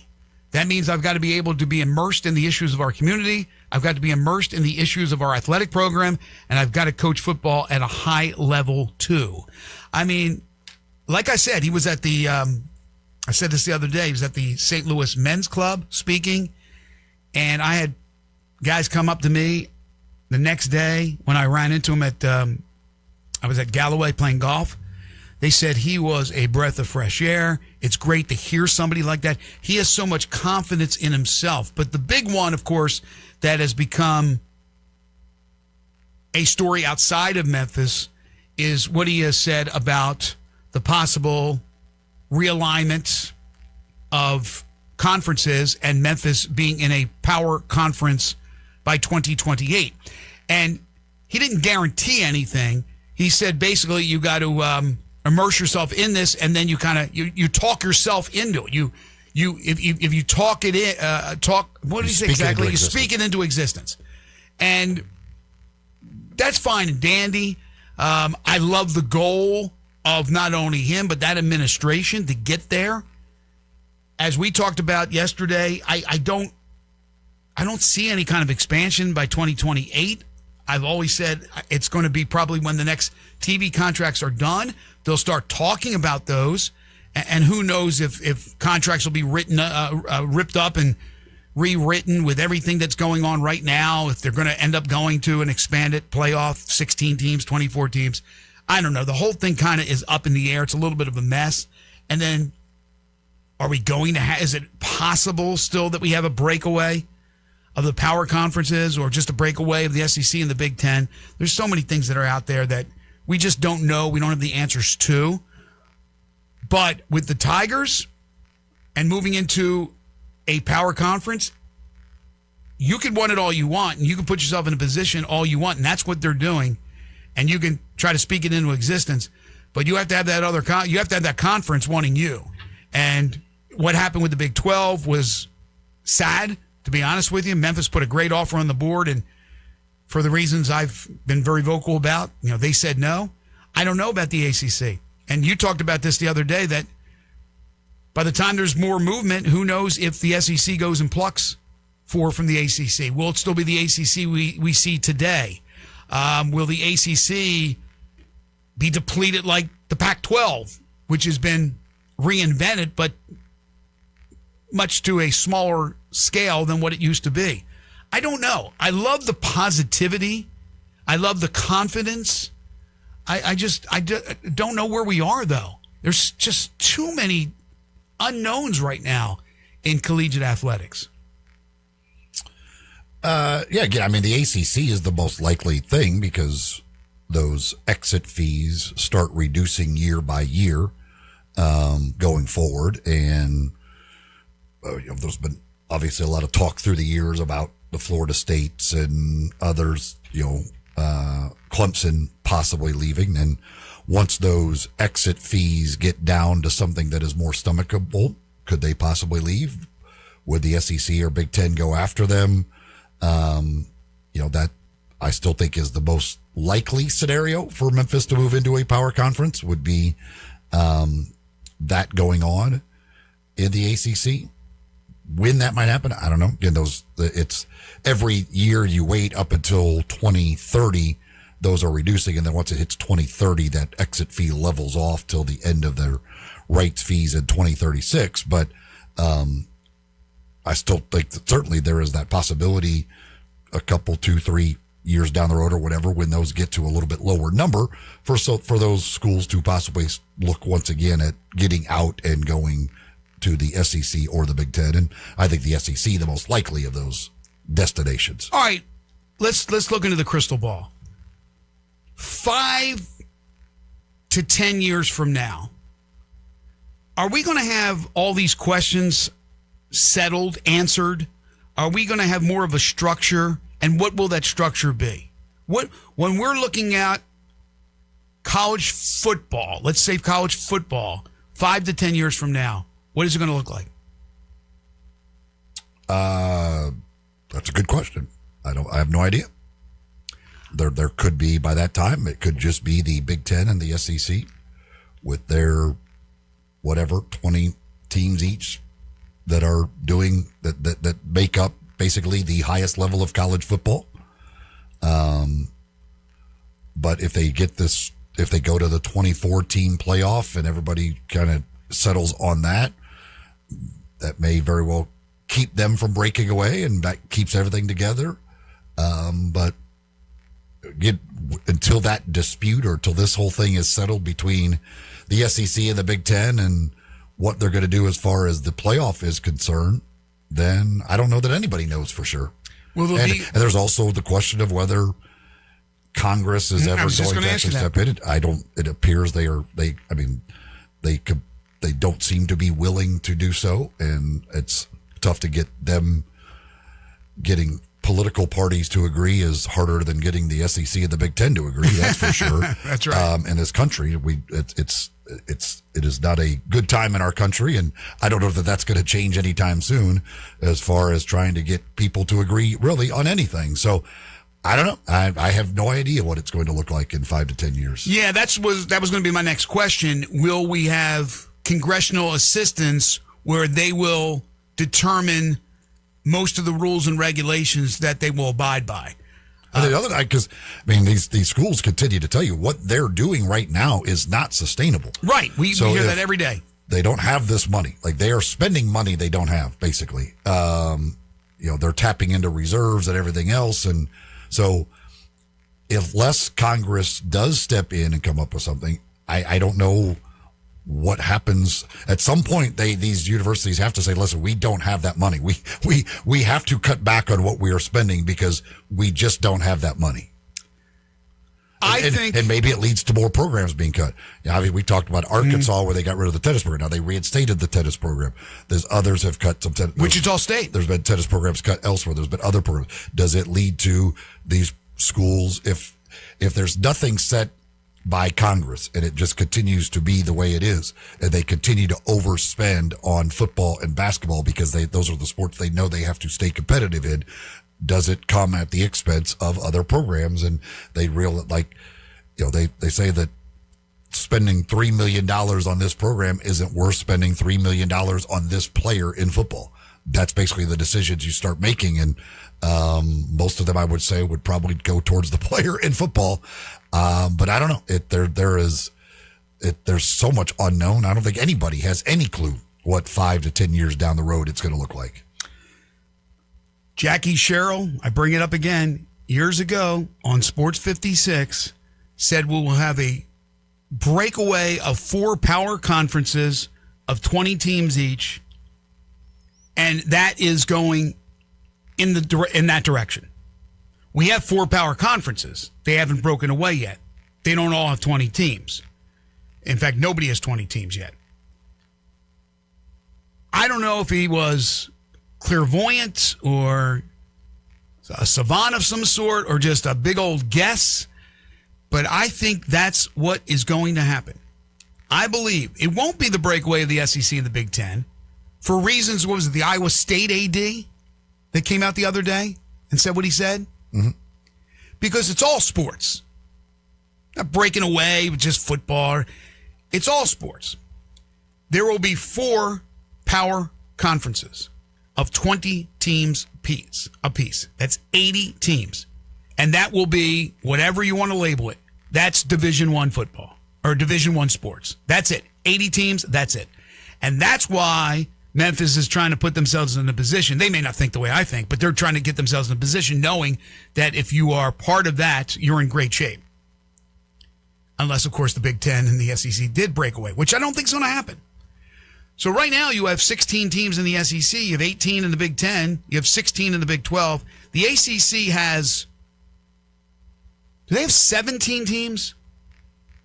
Or is that with Notre Dame in basketball? In football, they have 17. It's 17 football. Basketball because of Notre Dame. So 18. But Notre Dame would have to get on board. There's no way if you have this breakaway of the 4 power conferences, and that's it. That's everything else falls. Whoever's left outside of that, and I think there'd be like 60 teams, 60 schools, and they would make up the next division. And then the next division after that, and you know how it goes. It's almost like the pyramid in soccer over in England. You know, going up all the way up to the Premier League. That would be this Power 4 breakaway 80-team deal. So Notre Dame would be a part of that. So that would be 18. Whatever it is, they're playing all sports.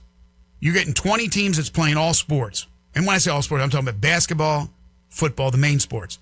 2020, that's 80. So that leaves still 12 spots.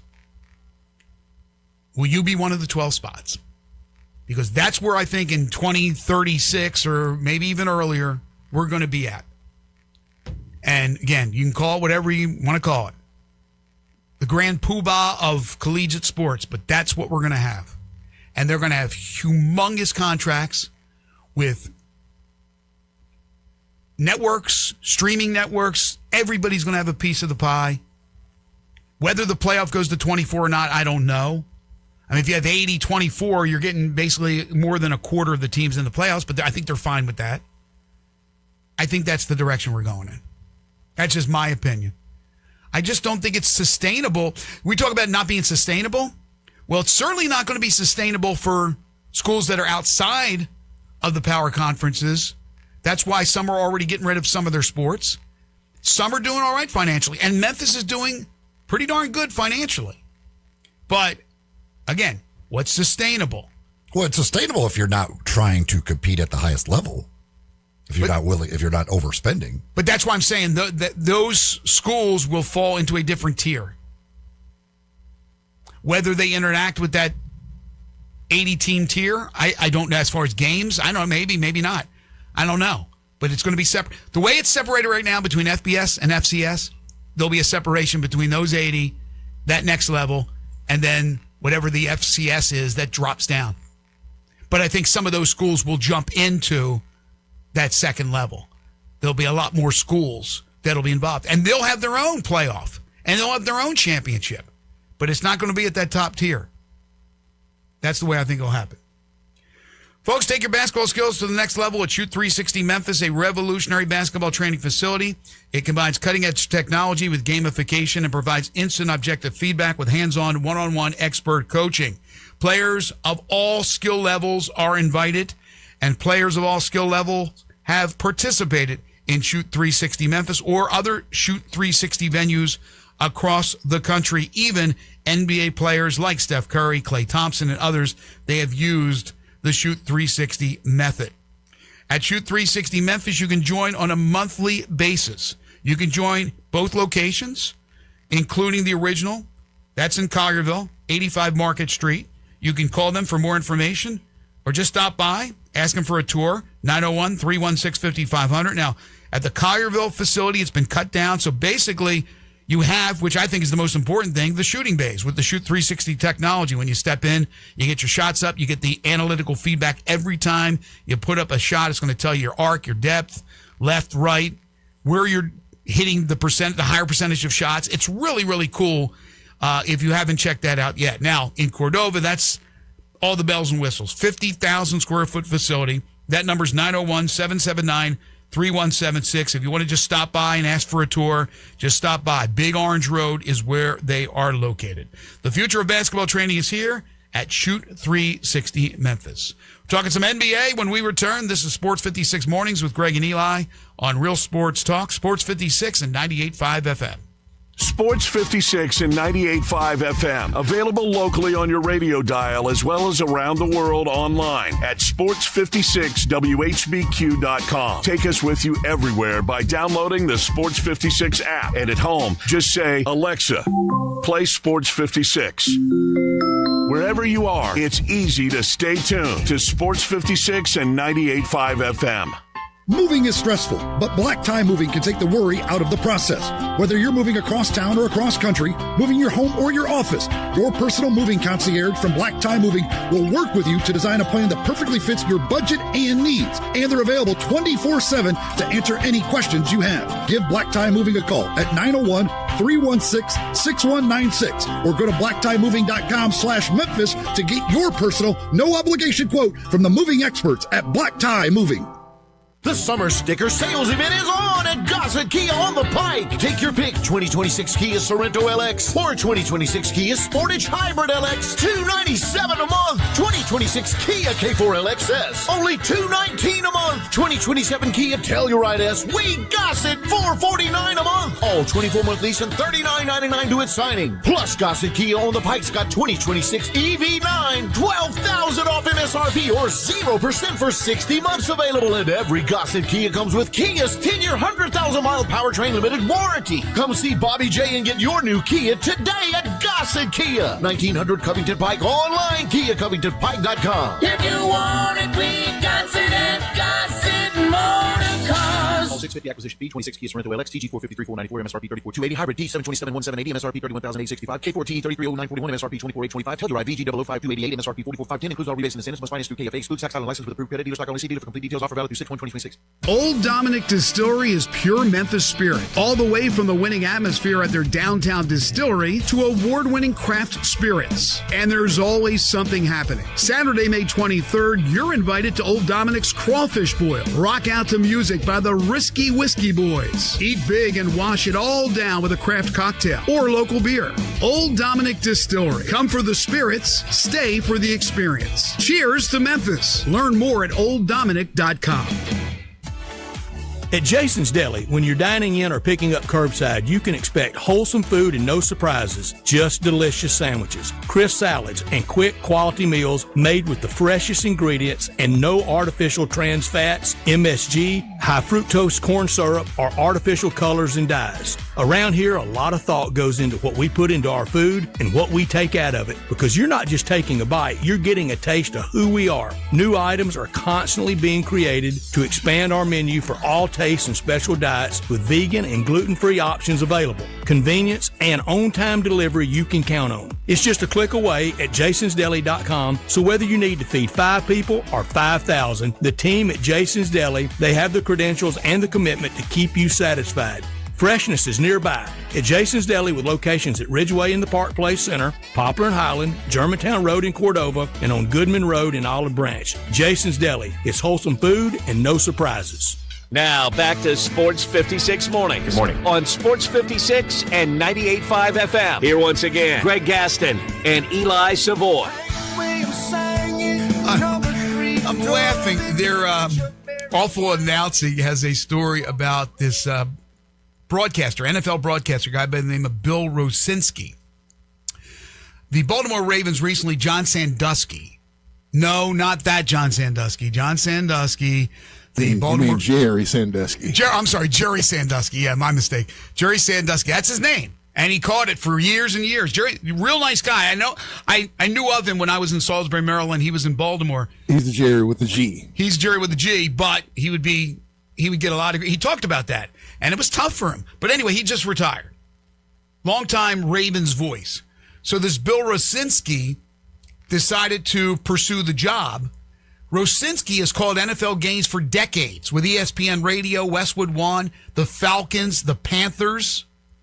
He has called games at the highest level going back to 1992.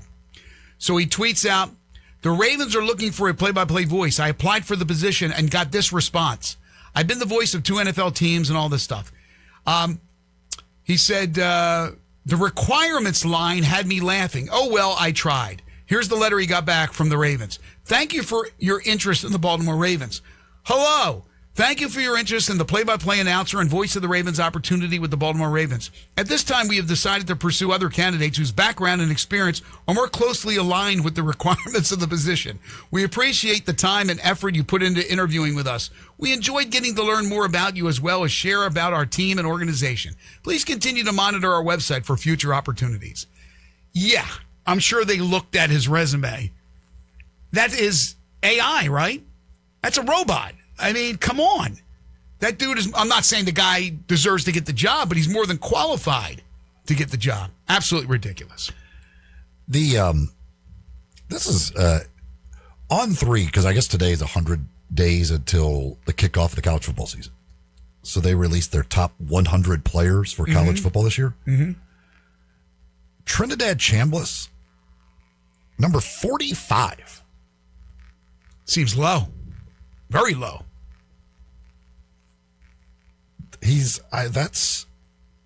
Where did he finish in the Heisman voting last year? 4th or 5th? Like 4th or 5th, right. 45th? How many quarterbacks are ahead of him? Just out of curiosity. Just that position. Well, Darian Mensah is right ahead of him at 44. He's better than him.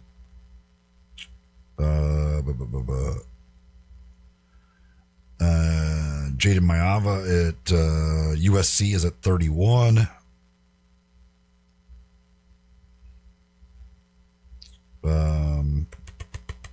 Let's see.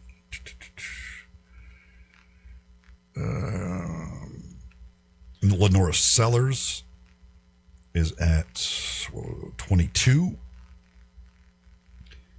Mendoza, by the way, Genti, Gabriel. No, that's not right, is it? Gabriel played for the Browns. Mendoza. Oh, this is. Wait a minute, it's not right. I'm trying to find the how the voting went. He was 4th or 5th, I think. So how many quarterbacks you got? I'm still looking here. Oh, it's one of those.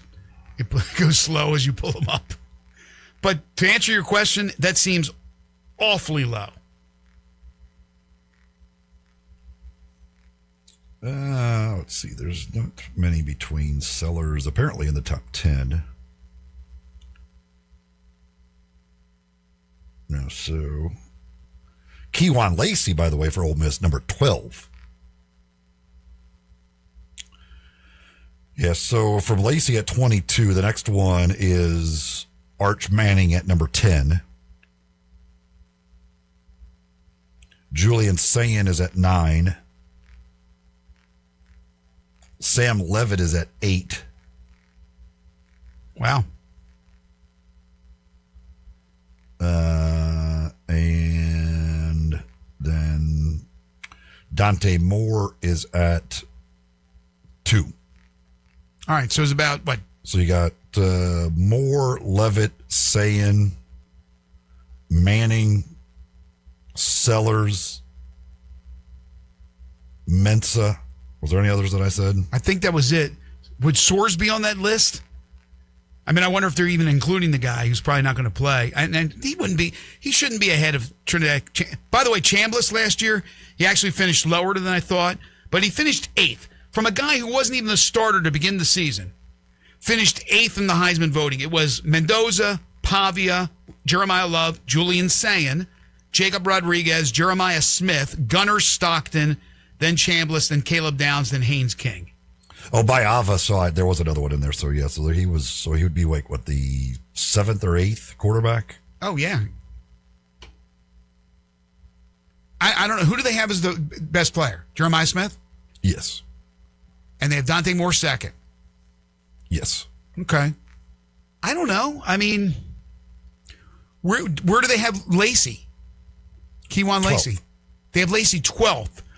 Where do they have Hardy? Who hopefully can play for Missouri, but who knows? He was 16th. 16th. I don't know. It seems low to me. He seems like he's a top 20 player going into the season. Top 20, top 25 player. I'll stick with that. But then again, I don't, like right off the top of my head, I don't know all the offensive linemen and all the corners and stuff like that. But he seems a little low on the quarterback list right there. I think you could make a very good argument that he's a top 10 player. You could make the argument. What he did last year. I mean, you could absolutely make the argument. Having Lacey certainly is a big part of his success too. But I mean, let's not take anything away from what that guy did. He was one of the great stories, and Ole Miss was one of the great stories of the college football season last year. And then, of course, they became the story when Kiffin did his shenanigans and all that. Knicks and Cavaliers tonight. Game 2 from the Gadden. The Knicks are a 6.5-point favorite. So, guys, should Kenny Atkinson, first of all, not go brain dead in the fourth quarter and in overtime and all that stuff, but should... I don't think he'll have to worry about doing it in overtime tonight. You think the Knicks easy?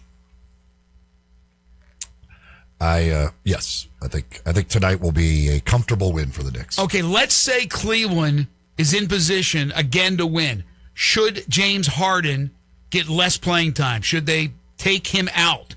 Will he take him out? What if he's the one that's cooking? Yeah, I mean... Well, if he's cooking, then it's hard to do that.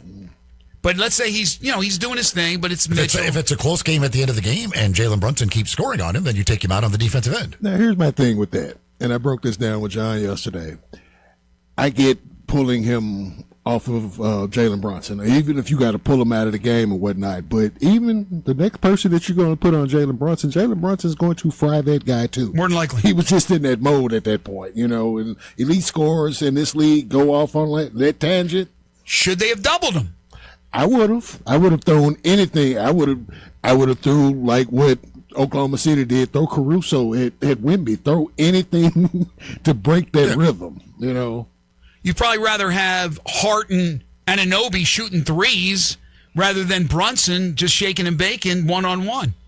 Yeah, I mean, some of those shots that Brunson hit were tough shots. There's no doubt. Because Darian pointed this out too. But again, it's in the whole definition of insanity. Like if you keep doing the same thing, like you can't just leave James Harden on him and go, maybe this time James stops him. And the thing about it with watching Harden is like you watching him, his stance was just poor. It's like you look like you've been court summons to defend. And the other problem I had with it is the fact that at that point, they were also putting the ball in Harden's hand on offense and letting him be the whole offense. So you're asking him to be the defender against Jalen Brunson, who you know is doing everything on the other end, and then asking him to be the main offensive guy. So you're killing the guy. You're wearing him out on the defensive end, and then still asking him to be your main offensive weapon. Yeah, quite honestly, I would have been more upset if I'm a Cavaliers fan at what he was doing offensively, because as you said, Brunson is baking. He's going to bake everybody, right?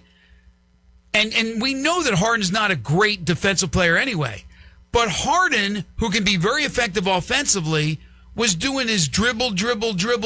Now there's 3 seconds on the shot clock. Why did they allow that to happen? The thing is, you could have gone some offense-defense, and then you could have had a fresh James Harden on offense and somebody else guarding Jalen Brunson on defense. Especially that's when you burn your timeouts. Yes.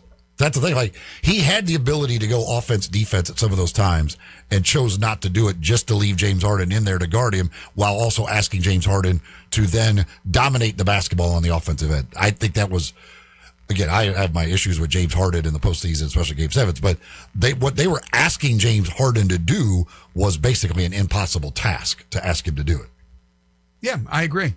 SEC baseball tournament today, starting at 12 o'clock Central. Mississippi State, the 8th seed versus number 1 Georgia. And then the second game, which will be approximately 3:30 Central, number 5 Florida and number 4 Alabama. The other 2 games will be tomorrow, and that will feature number 7 Arkansas, number 2 Texas, number 6 Auburn, and number 3 Texas A&M. The Memphis Tigers, who won yesterday 13-9 over Charlotte to advance to the double elimination portion of the American Conference Tournament. They will play the second game today. They'll take on UAB. The first game will feature Wichita State, a 3-2 winner over Florida Atlantic yesterday. They will go up against Rice. So Memphis, who has not been in the tournament for the last couple of years, get into the tournament, get a dub, and now a chance to make some real noise. They continue to swing the bats well. They got probably their most effective starter in Case that'll go today. And we'll see what happens against UAB, who beat them in Birmingham, I believe 2-1 in their series earlier this year. That's going to do it for us today. I want to thank Will Hudgens and Carrie Miller for joining us on the program. Make sure, again, to go to the MarioReedFoundation.org to find out more information about the second annual Mario Reed Foundation Golf Scramble to benefit paralysis, more awareness, and more funds for that affliction. Will Hudgens, good friend of Mario Reed, and put together this event last year. So this is the second annual. It's Friday, June 5th at Forest Hill in Drummond's. If you could participate or help out, please go to the website and find out more information. Tomorrow, John Varlas will join us from Murfreesboro at Spring Fling. Joe DeLeon returns at 8:25. We got 10 in a row, the game show that has swept the nation. It all gets underway, starting bright and early at 7 a.m. Coming up next, Waldo and Friends on Sports 56 for Eli Savoy and Jay Ham.